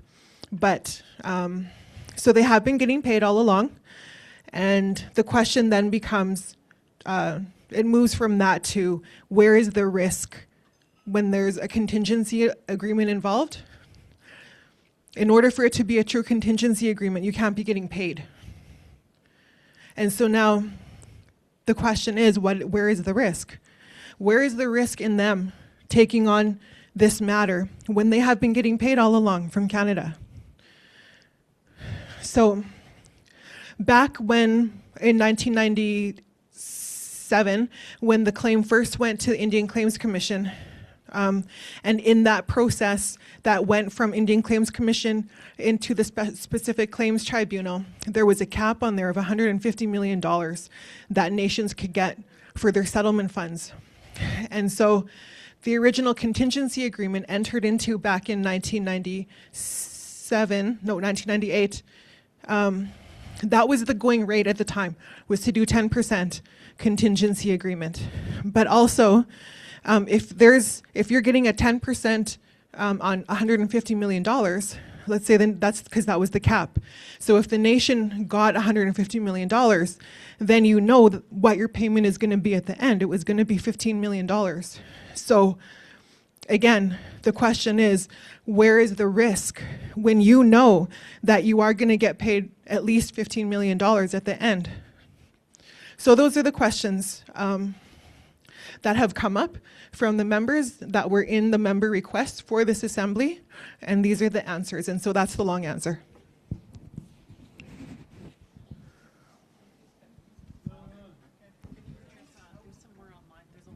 Hello? I'll take that one question. I'll go back online. Okay. He shut it off on me. So I guess my basic question is, would that presentation be able to be put online as to the costs the lawyers got and the future costs that it's going to cost, and even this assembly to bring everybody together, sort of the estimate of what it costs to do this, just so that the members know and they can see it in writing rather than trying to hear. My other question is, okay, you have a trust agreement there in draft. When are the members going to be able to look at that draft and have their input ready? That's my question. Thank you. Thank you, Valerie, for your question. And that's a really good question. So for future membership engagements like this, I hope that there's going to be more. I would like for there to be more so that we can get everyone's input on how do they want this trust to look like? How do they want it to work for the nation? How do we want it to work for our children and our children's children and little people that are not born yet? So that's part of what you were asking is, can we be doing that now? And I think that the process going forward should be that. But again, that's not my decision to make. And then the first part of your question was, can you remind me again quickly? Just to outline the costs, and because there's a lot of questions out there on the lawyer fees, if it can be outlined online so that the members can read it and see and have their answers to the questions that they have. I don't believe that's Are an you saying unreasonable. in terms of how much they've been paid, or Yeah, what and are you how saying? much they've been paid so far, and an example, if you settle on 400 million, then they're going to get 10% of that, but you said 25 million they'd get. We don't understand that, like we're not all money people. Yeah, so if it could be outlined online so that everybody knows. It's transparency, right, from Chief and Council, so that's what it's all about. Yeah. Well, we'll leave that to the Chief and Council in terms of looking at that. You heard the question, and how do you manage to do that? And will you be able to address that question within the next little while? Yeah, okay, I'll let her answer that one. Thank you, Val. And this is what we will discuss at our next council meeting, just to let you know. But also, we're talking about the percentage amount, but there are other aspects within the contingency agreement and other conditions within the contingency agreement that have not been, that are between client-solicitor privilege. And so, so that being the case, there are certain things that, for example, I want to say that I've been told, and thank you for that, because it's my job to hear the criticism as well as the claps. And I just have to say that I've heard the criticism all around, but I've also heard the claps. So I just want to acknowledge those who have wanted to hear certain things. And that video that I put out, I am not sorry that I did that. I'll tell you that right now, whether or not you give me a clap or a criticism about that, because it started the veil of secrecy and the veil to start to lift about what members deserve to hear. And once again, it should not be 9 people in my mind as a mum and a kokum in order to have that veil of secrecy, and then at the end, membership be like, what? Is that the case? And not only with having that, just 1 second, is that we have, on top of all of that to look at, we have on this other side, what is the current expectation and legal expectation of a chief and council of the day.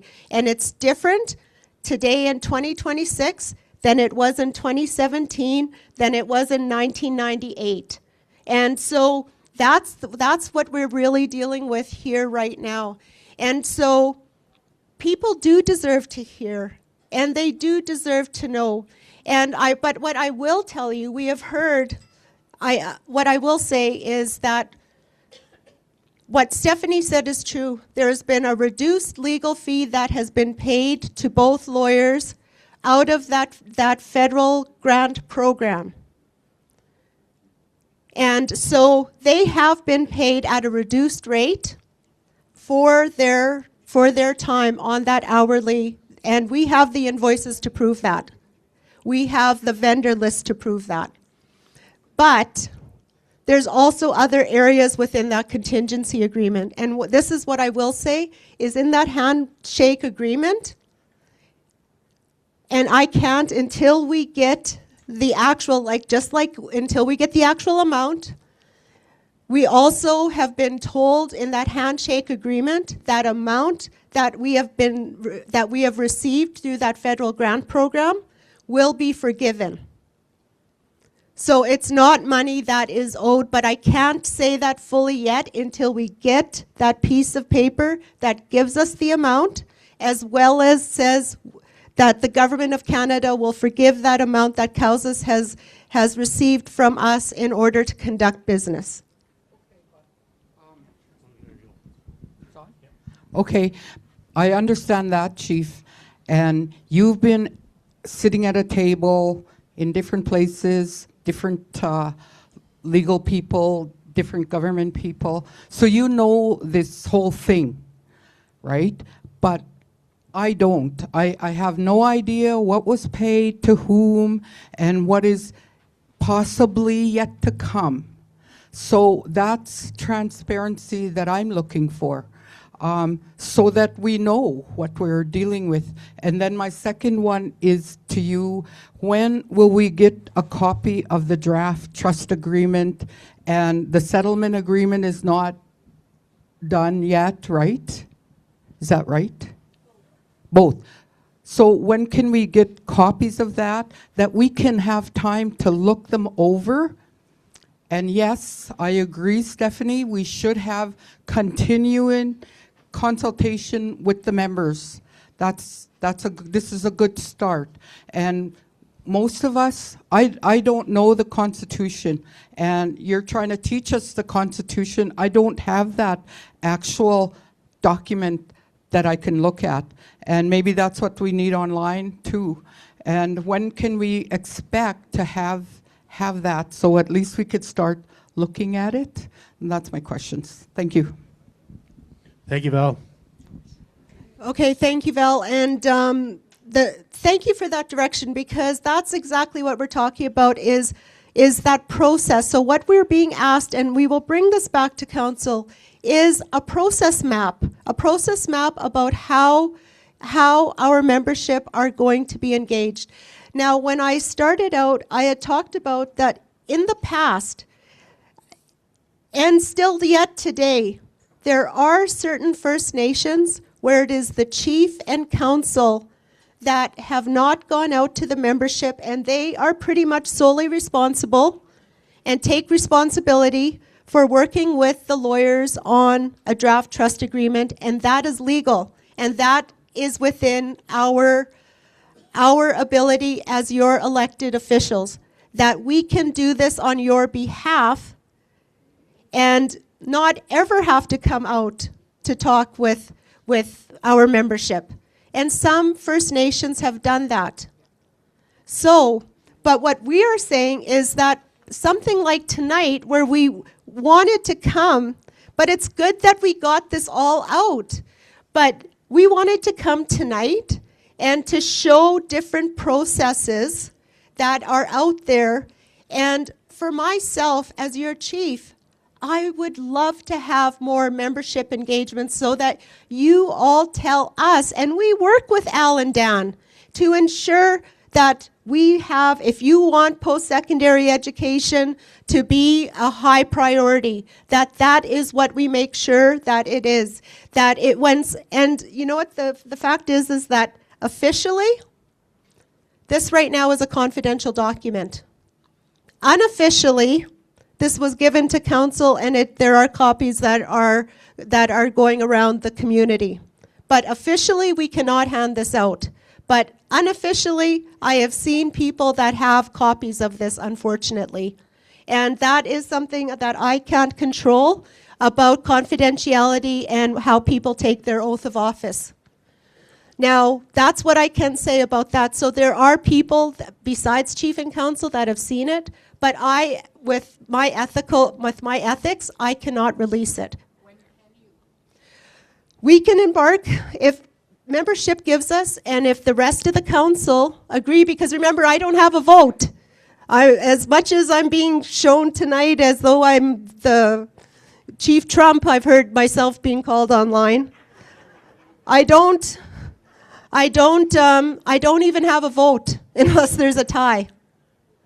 So if we get told from the membership that you want us, this is in draft form. So we will go out, and this is with Al and Dan, the 1907 lawyers, and it might not be that membership get this draft trust agreement to look for, but we will go out under different themes and say, where do you want to see the money to go? How do you see this to happen? And then they will go back and draft this. Now, the other thing that has not been said yet tonight is, and shame on you, Sam, where are you? I think you guys all chilled him up a little bit. Remember, he's not used to us wild Indians. But yet, well, actually not. They're one and done. They're one and done. Honestly, they are one and done. So, but what we've been advised by, and I've been very lucky to have a mentor, and that is the Director General, Stefan Machiation, who is the responsible all across Canada for the specific claims. And the first thing that he advised me is That trust agreement is a financial document. You need, Chief, he told me, you need to get people who are experts in finances in order to understand and to work with your people on it. And then that's where the legal framework comes out, and then the lawyers make sure that it's legal and everything that the people want. And that was one of the key things that I saw that we needed to add. And that's okay, because once again, law evolves just like all of us. And that's why I'm saying there is no criticism about what wasn't done in the past. That was the where it was at the time of the day in those processes. But the law is moving in the favor of the membership or citizens in terms of holding their leadership, their elected leadership, accountable for how we engage with you and the opportunities we give you to make sure that you are involved in these processes. That was what tonight was about. So, ironically enough, good or bad, how it happens, myself as chief, on behalf of our council, and whether there's criticism or not, I will take that criticism. Because what I have done was, on behalf of our council, have met our fiduciary obligations as a council in having tonight and tomorrow happen, regardless of what happens with that. Shelley, I think. I got a question to deal with online, okay? Because who is on the present 1907 committee? I think, is that the correct paraphrase? Who is on that committee now? There is no committee. Did you hear that online? There is no committee at this stage with respect to what you had before. There's a question of who are the trustees. There are no trustees, right? There's no trustees yet. Okay. That question and what are the exact terms of the trust, that has been answered already, that it's not been distributed yet in terms of that, correct? Okay. I think my voice is loud enough to Hello. go through the room. But we have 8 council members here. And for me, I'd like to hear from them also. I want to hear what their opinion is on this whole situation. So that's one. I think, out of respect to the council members, invite them up here and let's hear from them also. We as a First Nation, chief and council, sitting around that table, we always work together. Sure, there's times that we didn't agree on different issues, but we worked together as a group. What I'm hearing, a lot of times, the chief is making decisions on her own, and that's why you got the nickname Trump. We need to start including the council members in these decisions and these vital issues that we're dealing with today. So that's why I'm wanting to hear from the council members. The other issue that I want to bring to light is back about 9 years ago, we run into some challenges within our nation. From that time, we started developing different governing documents, our constitution, our financial bylaw, our governance act. In one of those documents, it states that the chief and council are responsible for hiring our legal counsel, not the chief herself. So if all those governing documents are on the Cowichan First Nation website for your review. I'd really encourage the membership to go to the website and read those different governing documents. The other big issue that I have, and this really doesn't pertain to the 1907, but maybe it does in a sense because it's a trust, is our financial bylaw. You read our financial bylaw today, our chief, in many of those instances, is not following that financial bylaw. Council, there is a clause in those governing documents that you can remove that chief or suspend that chief, and I ask you guys to do that. I think one of the things that she was saying with respect to the fine line that you're using, she was hiring our legal counsel. She said she hired lawyers to give her an opinion for a specific purpose. They're not the lawyers now. Brabantis still is. That's my understanding. I'm just going to deal with another question here from, there's no trustees now. We've already answered that. How will the money be invested? Once you get to the trust, then of course that will be dealt with. That hasn't been, yeah. The questions all relate to the trust, which still hasn't been put out there. So those are questions. How will it be distributed is one question. So that's not dealt with yet because there is no trust in relation to that. Okay, I think when I started this, I think I said we should look at respect. Respect is always one that has to look at how we deal with each other. You know, this is not a co-op membership. This is a membership for life. It's a membership that includes families. It's a membership that is important, that takes you forward. That is what we need to remember. Yes, we can get upset in relation to that, but I would never call anybody Trump. Trump is the worst person that I could ever think of. So I'm just asking that you curtail your remarks. It's your chief, and you should refer to her as your chief. I'm not asking you to like her. It is your chief. Okay? It's important. I've seen a lot of leaderships that I would not ever use derogatory terms because that is not who we are. Wagutuan, how we relate to each other. That is what sustains us, not to try and break us up, okay? Okay, So here's a let's question adhere here, to that. Gerald. Thank you, Josh. So I was reading all of these questions online, and many are asking about trustees. And I think there needs to be a clear explanation as to how we've evolved from our TLE trust and how we're going to evolve into a current modern day trust. And a modern day trust means there's a corporate trustee, not necessarily a group of trustees like the TLE trustees that we're accustomed to.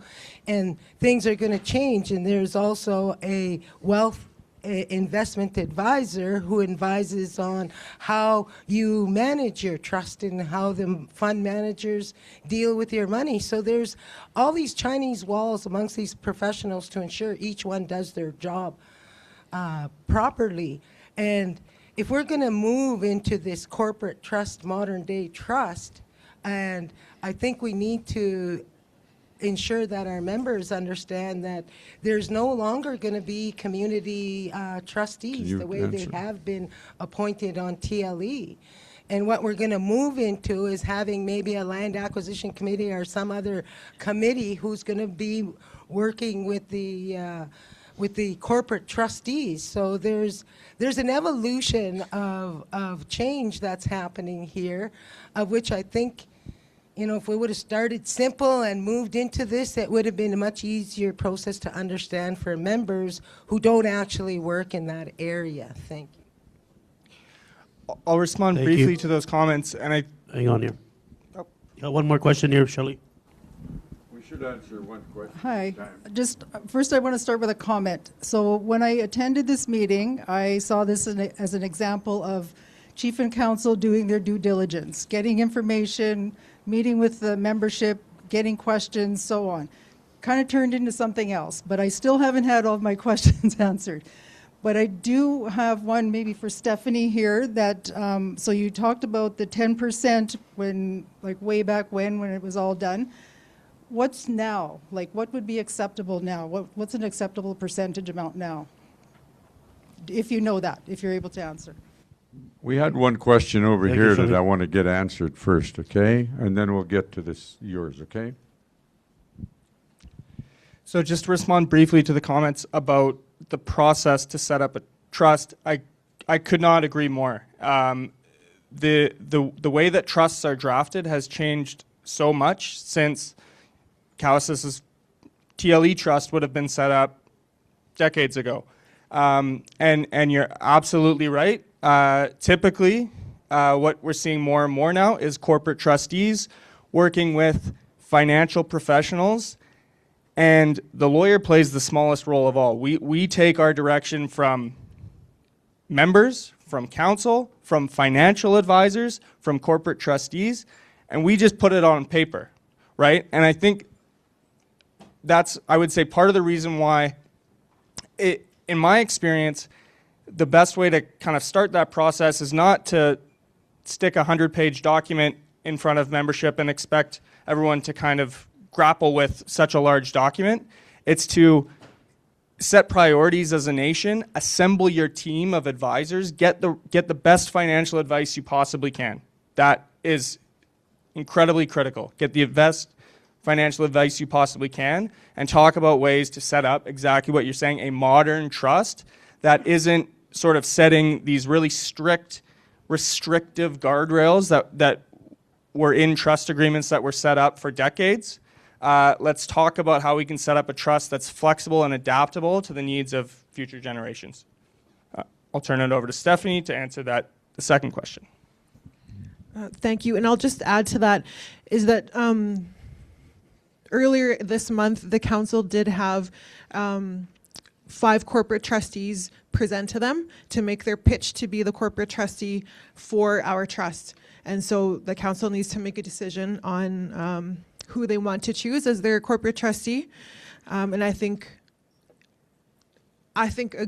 we haven't discussed this, but probably a good idea maybe would be to do like a short list of like who they choose to be like their top 3 or something, and do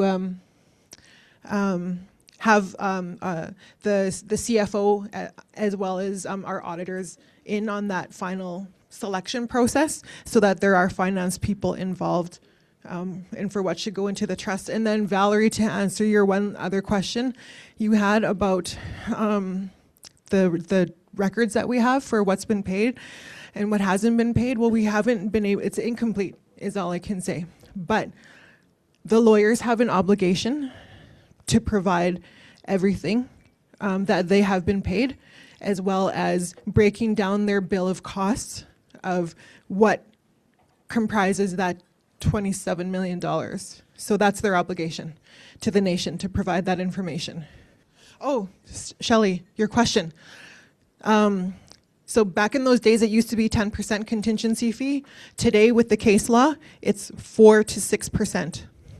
Question online is, how is a trust chosen, and can we vote if we don't want a trust agreement in place? I can only answer from my experience. So the trustee, your corporate trustee, is often chosen. That's ultimately a question for leadership. So chosen by council at the end of the day, and it's up to council to engage with membership as needed to make that decision. As to voting on a trust, I haven't seen a situation where a nation has given their members the opportunity to vote to say no to a trust. It's generally voting to approve a trust agreement that's been worked on as a nation. I haven't seen a situation where it's been voted as a yes or no thing. Hello. Just a short question. Are we going to let the council speak here tonight? Maybe just at least give a short message on what they know about this whole process.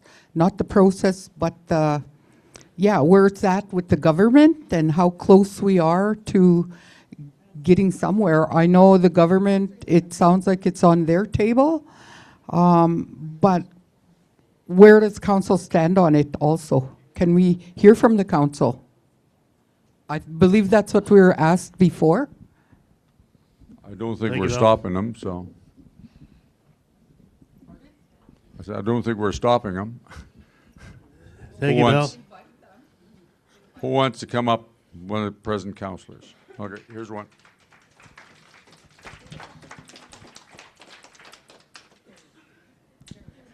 Thank you. Good evening, everybody. I'd like to thank Ms. Della for the prayer. I'd like to thank Creator for bringing us here, and the delicious meal. And I'd like to thank you all for your time and your energy to be here today. I'd like to thank our guests.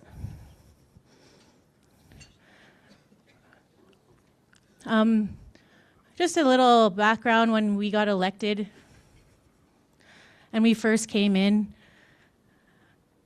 because it's something that I've thought about for a while, something that never came into fruition, and I'm wondering why. And it would have been maybe around, I'm going to say maybe April or May 2023. We were fresh into our year of being your elected council.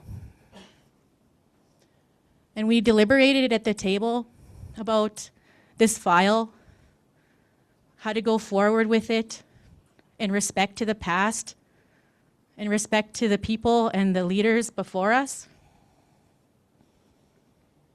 And I shared it with them earlier, so can I get a nod to read that there? Thank you. So I reviewed a few things, and one of the decisions that we made as a council, there was a motion made because Jonathan Z. Leroy moved that the council agree to approve the following appointments to the different causes and external entities. There's 1, 2, 3, 4, 5, 6, 7, 8. There's 8 of them, and they're lettered. Number F is 1907 land surrender. And we decided then as a council that the chief, Malcolm Delorme, Councillor Gary D., Terry Leroy, Councillor Joshua, Councillor Brandon Pelche, and Loretta Delorme. Also recommended by the council that day was that the former chiefs be a guidance team for the 1907 land surrender. And we named Terrence Pelche, Pat Sparvier, Grady Leroy, Cadmus Delorme, and Gordon Leroy. All respected past leaders, because we respected that process. We were newly elected, so we thought that was a great way to bring everybody together. But as you can see, the motion that was passed by all in favor that day, seconded by Gary D. Terry, and carried, but we never seen it happen. And so it kind of goes back to then, like keeping up to the things we say we're going to do, working together. And that is one of the main thing. I'll admit my fault. I didn't push for that to happen. I would have loved to see that happen for us, to respect the technical advising from our former leaders. And then also, in the same regards, in the process, we did some analysis. And I'm not going to, we've lobbied at the table to bring the 1907 for a few years to come and meet, everybody's, and that's the nature of leadership. There's not enough time. We have 9 people at the table. We're all busy. We all have our own agendas and scheduling. So maybe that would have helped if we had prioritized that a little more, in my opinion, as your leader. But you guys are my leaders. I take your opinions from you. That's why I stood up and said this first. I'm not scared to say, and my voice will shake, because we failed to do that, what we said we were going to do. And I believe that maybe today we would be having a little better vibe of a meeting if we could have if that had happened, that technical team. Because we also wanted to bring this to develop in that cultural, consistent, respectful manner, and to begin when we came in to have these consulting meetings. But that also didn't happen on our behalf. We have asked numerous times, I myself, councillor who's not here as well, asked our former employee, Lucy, to get us together to have meetings to start to discuss the development of the trust, of the draft trust, and how we were going to bring it to the people. How are we going to get the input from our old people? What's our priority? And I was mandated by the chief to sit on our trusts.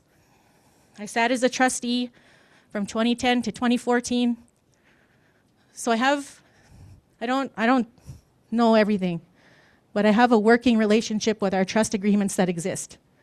And I have the highest respect for the people who developed that trust agreement and our leaderships who are privileged to be there on our behalf, because the TLE agreement's still working. You know, we're collectively on our way. It's not going to be today, but to ensure we get that land back. And that was part of the components that was important when we were analyzing the development of this trust, when Lucy was still our staff. So we were allowed to work and analyze the existing trusts to see if what options there would be for the people, for our nation, to move forward in a modernized way. But we wanted to make the plan with the people. And time goes so fast. It's nobody, we're all strapped for time. That's why I thanked you for your time. To me, time's the most valuable thing we have. We have money, we don't take it with us when we're gone. It's just time. So that's the importance of why I wanted to get up to tell you. I apologize on behalf of myself for not pushing that technical team, because we wanted to have these meetings. We wanted to have advisory community on our nation. We have communities all over. We had community conversations where we went in the planning process, but that didn't happen. So that's what I wanted to tell you, a little bit background, what I knew in my research coming in. I'm a researcher. And the last few weeks, the chief brought the respected, are you guys professors at the school? No? Lawyers. Different lawyers, right? So to present to us at our 1907 meetings and bringing back memories of what our intentions were. And that's one of the things that I wish would have happened as a counselor, because we motioned on it. We make motions and things don't happen, then that's our fault. So that's all I got to say with the highest respect. I'm going to always say the wrong thing, at least one word when I try to talk. But and there was plans. We did push for meetings. The time's gone so fast. But that's and we don't have a formal agreement yet.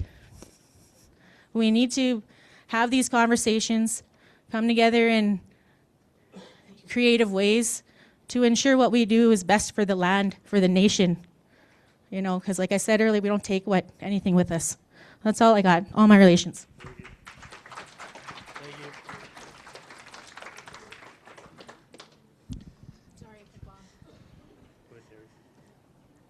Thank you for pushing me up here next. I was wishing to stay till last so I could say, well, I have very little to say because everything's already been said. But I appreciate the elders for getting us going here, the pipe that was lifted this morning, and most of all, I appreciate the cooks that gave us the fine food here. And thank you to all the membership that come here, all the band members. We're all like a big family here that all come from the same place. We're all related one way or another, whether we think it or not. Through our genealogy that's being done now, it's a big family tree, and we're all here, all part of it. Getting back to why we're here. Why we're here is because of money. There's a lot of money being pushed our way. We have a chance to get a lot of money in our hands now to improve the lives of each individual band member on Cowess. Hopefully that's the route we go. Hopefully that's the way we take. I heard maybe we've got to look at the trust again, the trust that's being developed. Put it into a modern trust. It is a modern trust. What Al and Dan or Dan and Al developed now, it is a modern trust. It's probably a good trust. We've seen it. I didn't review it all, but it's guaranteed to be a good trust. Why wouldn't they develop a good trust? They're not new to this game. They're lawyers that have been in the business for years and years and years. Somebody's going to come here and tell me they're not building a good trust? Why? Tell me why, Give us the answers. Give us the answers why you're talking like that. There has to be some reason. You don't just come up and say that about our trusted lawyers. That's lack of respect. Talking about respect, we have a man standing along the wall there that spoke about respect.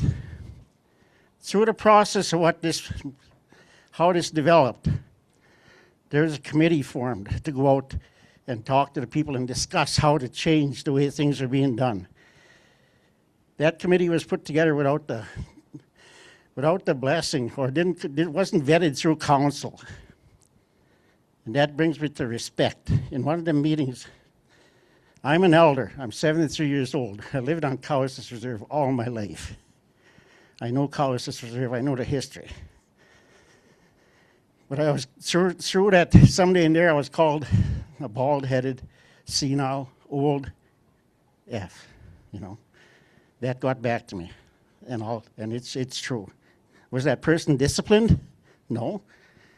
Maybe she was encouraged to do that. I don't know, but it hurt. It hurt. Senile is a way to put people down. Through doing that, it caused me to take an IQ test. It did, and I took a number out to make sure the numbers weren't wrong. And I scored a hell of a lot higher than I figured I would on numerous different IQ tests. So, and I'll take off my hat to show you I'm not totally bald. But getting back to respect here, we all should strive to respect everyone here. I don't expect anybody to respect me, but I sure as hell won't take any disrespect after being around this long. We all got to respect ourselves before we could be expected to respect anybody else, you know. Respect will lead us to do what's right as we walk through life. Respect will demand ourselves, our conscience, to do what's right before we do what's wrong. That's what we got to think about.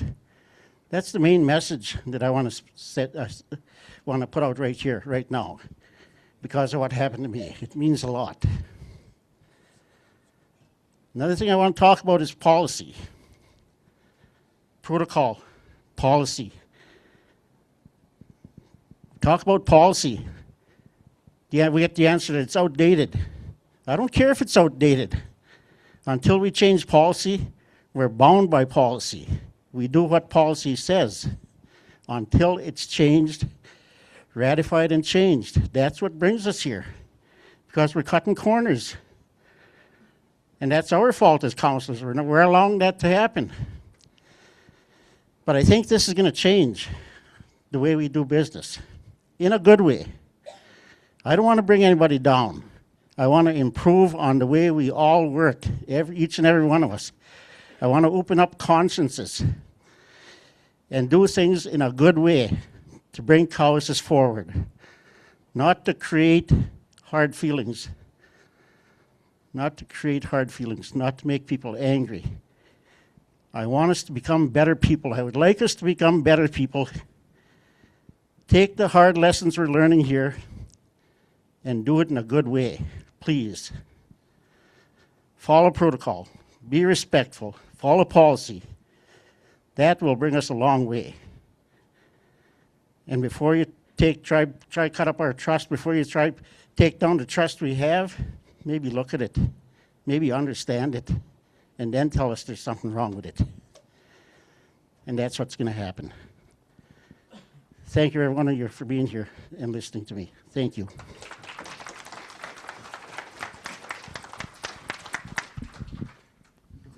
Right on, brother. Right on.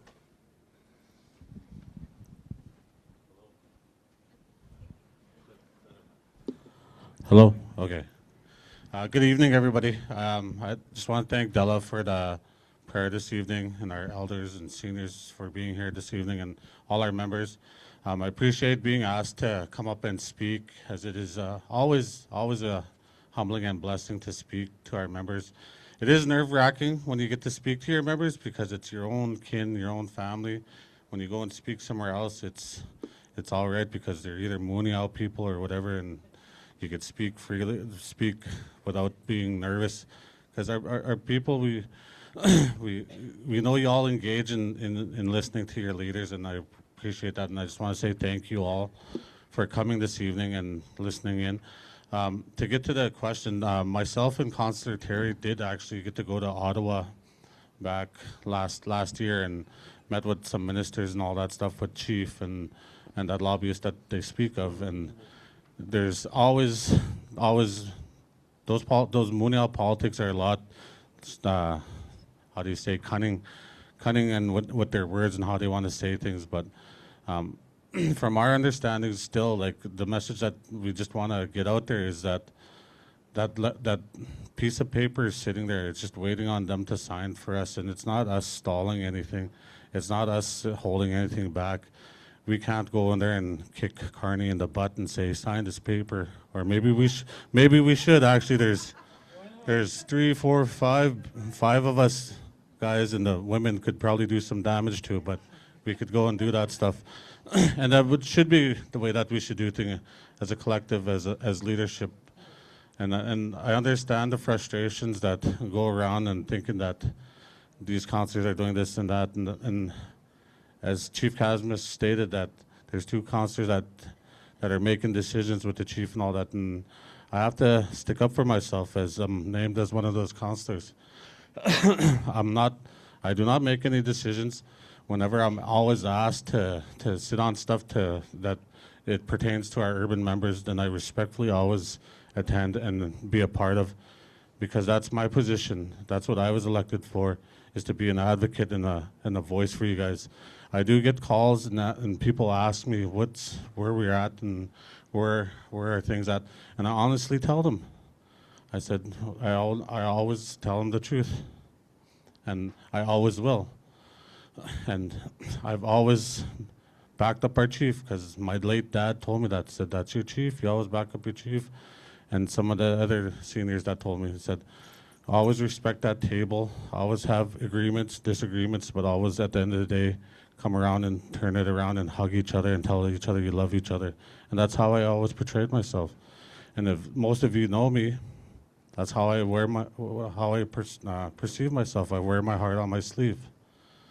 And that's the way that I lead, and that's how I portray myself with my family.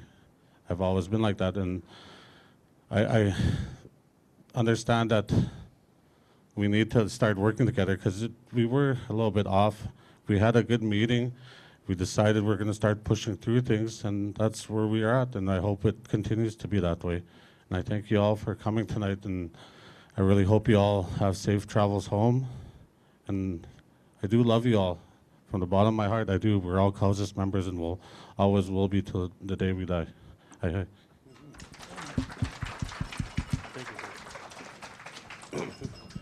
Hello, good evening. I'm Councillor Joshua Sagan. I just want to thank everybody for coming out. I appreciate you seeing everybody out here this evening, spending some time with us. You know, especially we all need to have an understanding of what's going on and what's moving forward and how we're moving forward. You know, everybody has a different way of governing. You know, every chief has a different way of governing in their own elections when they have their terms. You know, it's not like things are doing differently. They're not wrong. They're just different. You know, but. We as council, we want to make sure that everybody's included. We want to make sure that everybody was included, not just certain individuals on the reserve, off the reserve. You know, I lived off the reserve most of my life. I moved back, and I had some challenges when I lived out there. I dealt with those challenges in a good way. You know, I didn't do anything that was going to dishonor me in a disrespectful way. That especially with the individuals that were doing that to me. You know, I do have respect for them all.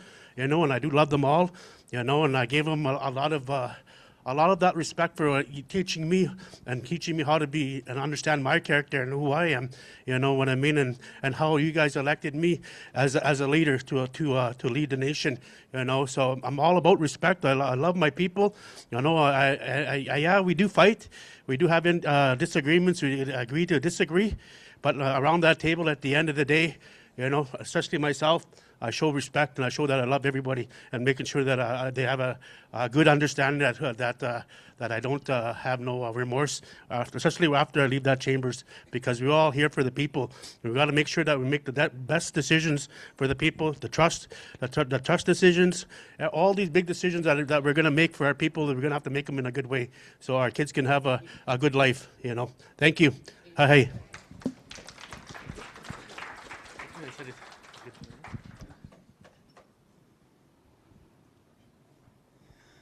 Good evening, everybody. Thank you, Della, for the prayer. Thank you, everybody, for coming. My hair's bugging me right now. But thank you, everybody, for coming.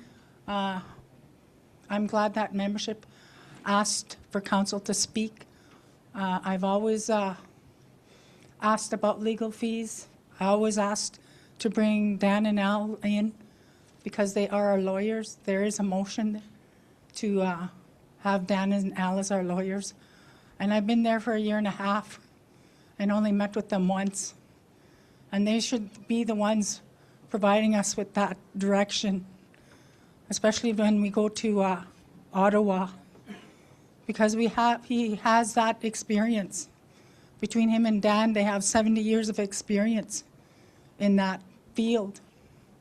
So it's not like they're going to do us any wrong, and they're going to push for us. They've been pushing for us for the last 35 years. So that's one thing that I'm glad that the membership said, that they want their legal counsel, and that's Dan Madigan and Al Brabant.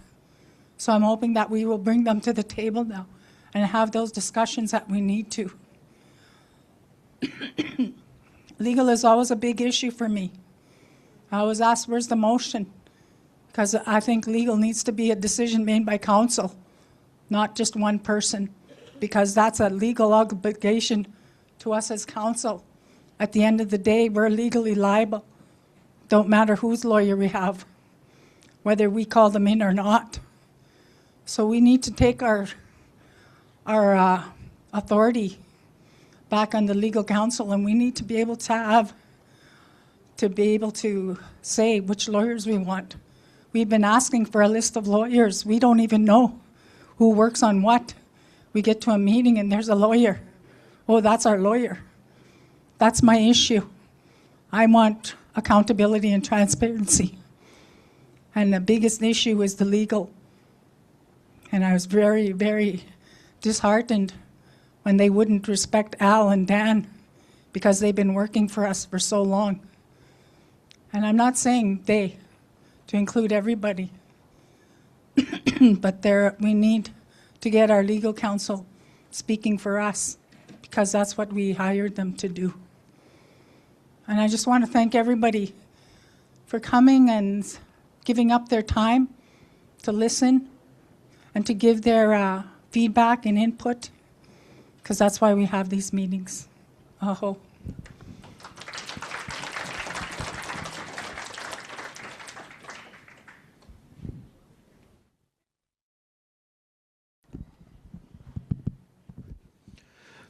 Good evening, everybody. Thanks for joining us. I know it's been a kind of a long few hours here. There's a lot of heavy discussions. There's a lot of talk out there on social medias. It's kind of not a secret that things aren't going in the best way at our table, and it kind of goes out from there into the office, from the office into the home community. From there, it goes out to our families, wherever they reside. We've tried to address some of these issues early on. This is broken. I didn't break it. Just bill it to somebody, not me. But no, we've tried to address these, and we've tried to work together. We tried to support each other. It's not that we're against each other. We still do what needs to be done for the nation. We still move business forward. But there's processes that haven't really been followed. And I know she stepped out.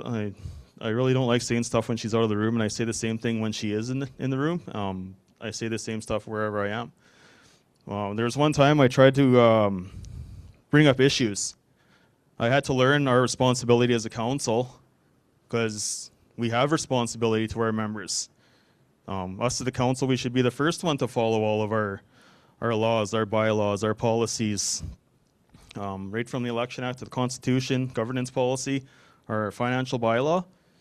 There's so much clauses in there that relate directly to us, that holds us accountable to everybody.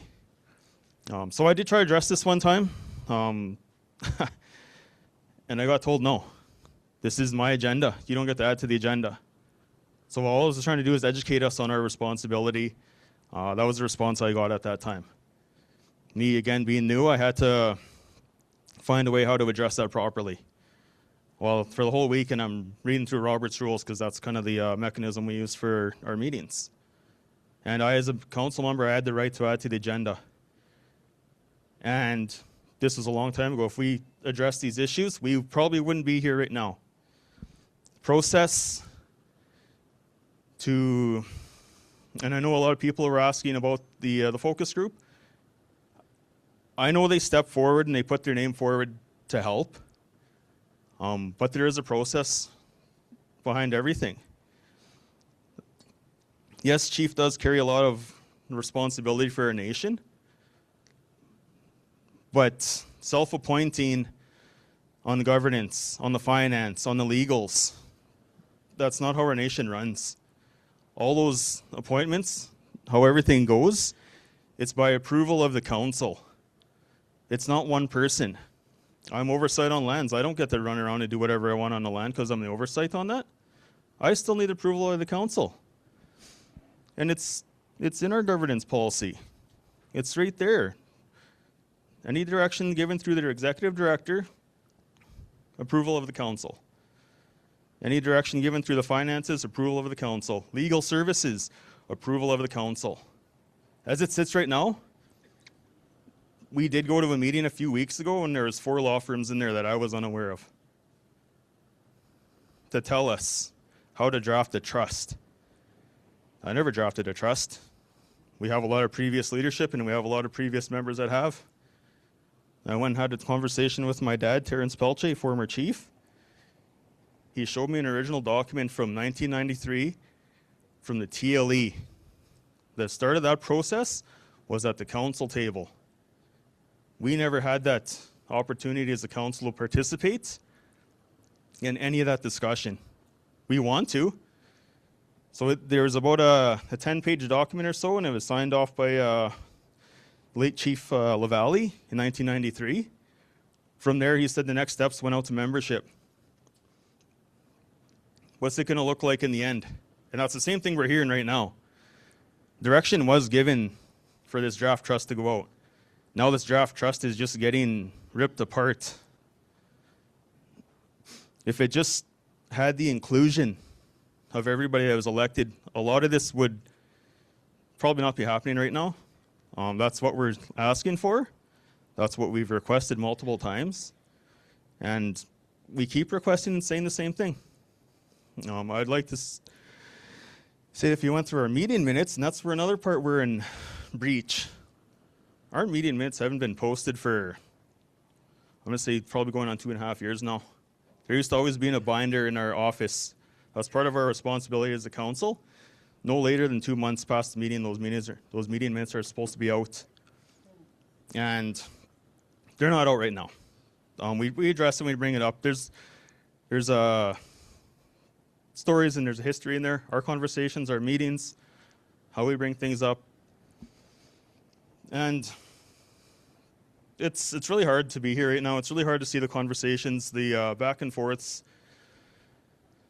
We've been questioning why we don't address comments online. I do. I'll address a lot of them. I won't engage in like the really, I guess, parts that we're not really getting along. I guess we're not working as a really solid team. I won't get in that because I think that needs to stay within our chambers. We need to deal with it internally. But if there's other questions, I like to be a Facebook counselor and answer questions.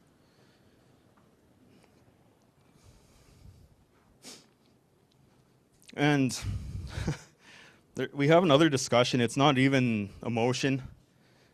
There was a process. We were looking for other legal advice. acknowledging that Al Bradband has been with the nation for a lot of years. He knows a lot of our history. But he's one lawyer. And this question came up about the agricultural benefits, the clause that everybody was worried about. You know, you're one and done. You're never going to get anything again. You're violating our treaty rights. So we wanted to get a legal opinion on that.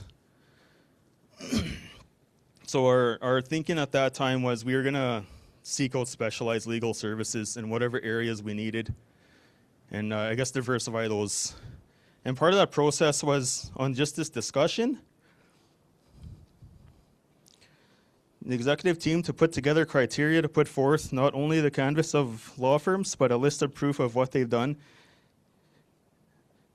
Chief will assist in the procurement call. Need another two to assist this team. The two were identified was Councillor Brandon and Councillor Ellison. To date, I still haven't been a part of any of those processes for any legal services. Like I said, I met 4 law firms a couple weeks ago. I was unaware that they were working for the nation. All of us were. So it's really hard. It's really hard to see what we're going to do in the next 11 months. I believe we're having 2 days together next week. Hopefully we come up with what we can actually accomplish in 11 months. What can we set up for the next term, whatever that looks like. But I want to give a acknowledgement to Chief, because she does take a lot. And it's no secret, and I don't think she really signed up for everything that's happened to this point. To sit here this evening too and hear those kind of comments. I know you haven't signed up for that. And it's hard. I don't know, maybe I should have just jumped up earlier and like what Chief Cadmus did. He wanted to calm the room down. We didn't come here to go after each other. We didn't come here to this side, that side, or whatever it is. We want our members to know that we're here for all of you, regardless of where you are, where you reside, families.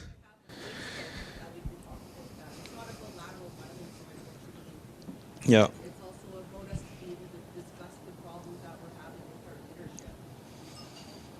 Yeah, and we need to hear those.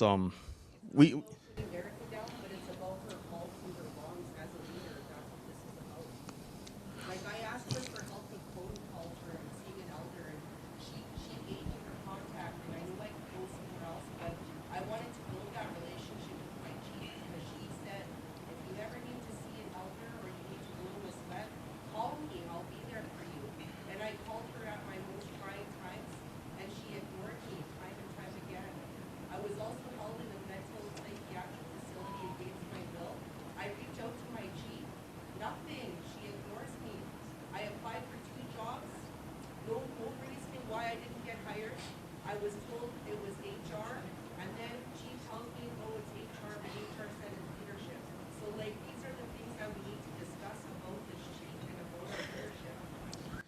So, again, that's there was a procedure and ways we go about job postings.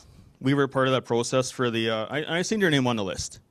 There was a scored matrix, and just the way the scored matrix that was presented to us, there was a list, and you were like essentially next in line on that list. But it wasn't nothing against you. There was names on that list that a lot of us didn't even know.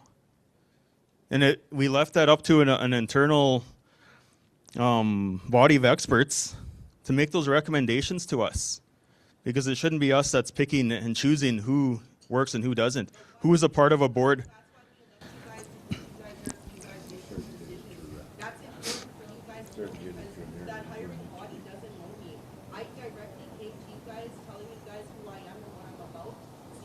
Mm-hmm.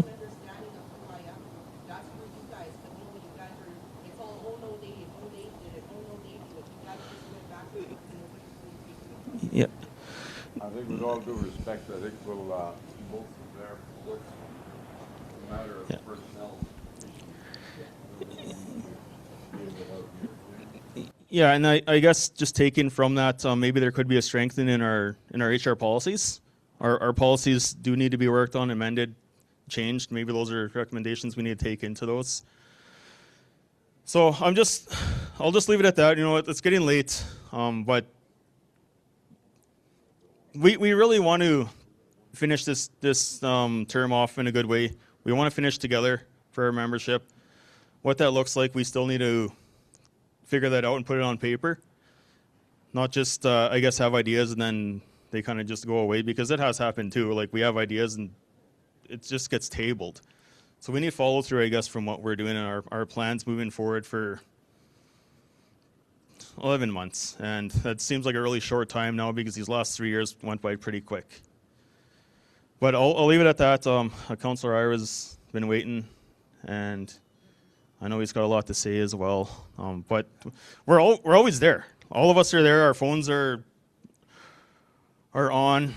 Our messengers on Facebook, or however you want to get a hold of us, but we're always there for conversations. We're always available to all of you. And thank you again for all being here. And we are trying to work together and make this better for everybody. So there's less of the stuff that's posted on Facebook, and everybody knows that their leaders were chosen in a good way, and we're working together for all of you. So thank you again. Hopefully everybody has safe travels home wherever everybody's going. Majority are probably close in the city here, but yeah, thank you.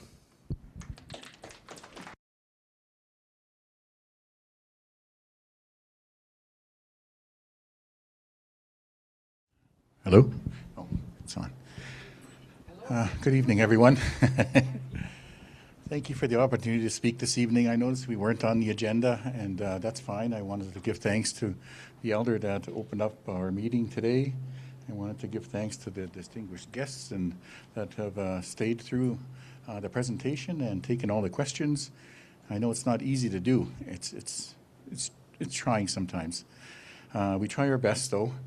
I also wanted to give thanks to the chief for giving the opportunity for members to meet like this. We know we don't always agree at the table. I'll be the first to admit that, and to me that's a good thing. I mean, if we all agreed, something is wrong, but we have our disagreements at the table. I'm up here to, I guess, tell you that I do support Al and Dan in the work that they've done, the time that they've taken.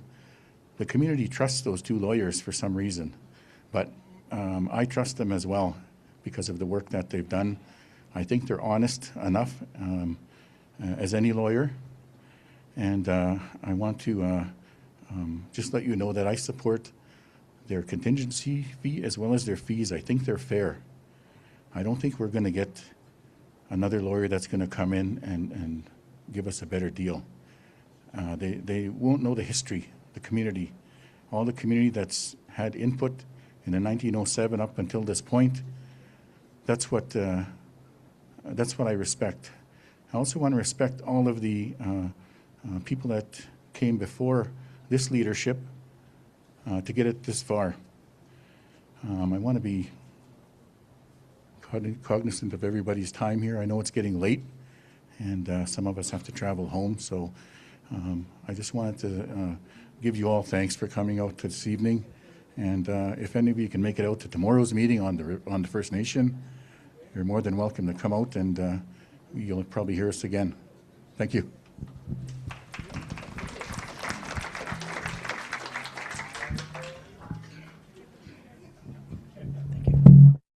It's only 5 after 9, yeah? I think that we've covered different areas. There's nothing wrong with disagreements. I said that at the beginning. I wanted respect to be dealt with respect with each other. I think that has somewhat faltered for a while, but I think deep down you all respect each other. It's a situation where these are tough subjects to deal with. Money is always a tough thing to talk about. And you know, one thing I haven't heard tonight, I haven't heard anybody stealing money. I've heard that enough all over the place, you know. in terms of what is going on. A difference of opinion in relation to approach in terms of those type of policies, internal or otherwise, that's fair enough. But I think there's also a place for that. What we wanted to look at, I think we've opened up certain discussions. I think they'll continue tomorrow. I know there was a lot of questions we couldn't get to online. And fair enough. I think we'll still try and do that. But I think for tonight, at Tigiwek, that's in Cree, go home. Manupmotiog. I'll end with this. Okay. I thank you very much for giving me the honor. And I think you guys started out with a prayer from your elder. I'll say this in my own language. Umamui tawima. Quis nanaskamun. Ute pewichi iwian. The pewichi iwian sinuago te biskota egiwea. The toads the sawemiak. The sawemiak, piatakagin op miak, the wichiak, tan semesti tagish was kawito tamageway. The sundutaman, mauitawima. The kusupoe on ute nigan, kaskitano, the opinamak, the mamtuni tamak, the wichiak.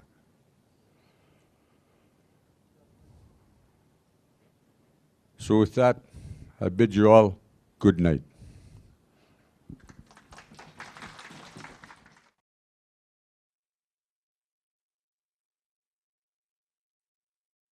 Thank you, Gerald. Thank you for coming out, and safe travels, everybody. Thank you for coming out again, and Chief and Council is wanting to say thank you for coming out again, and safe travels, and I'll see you tomorrow. Hi.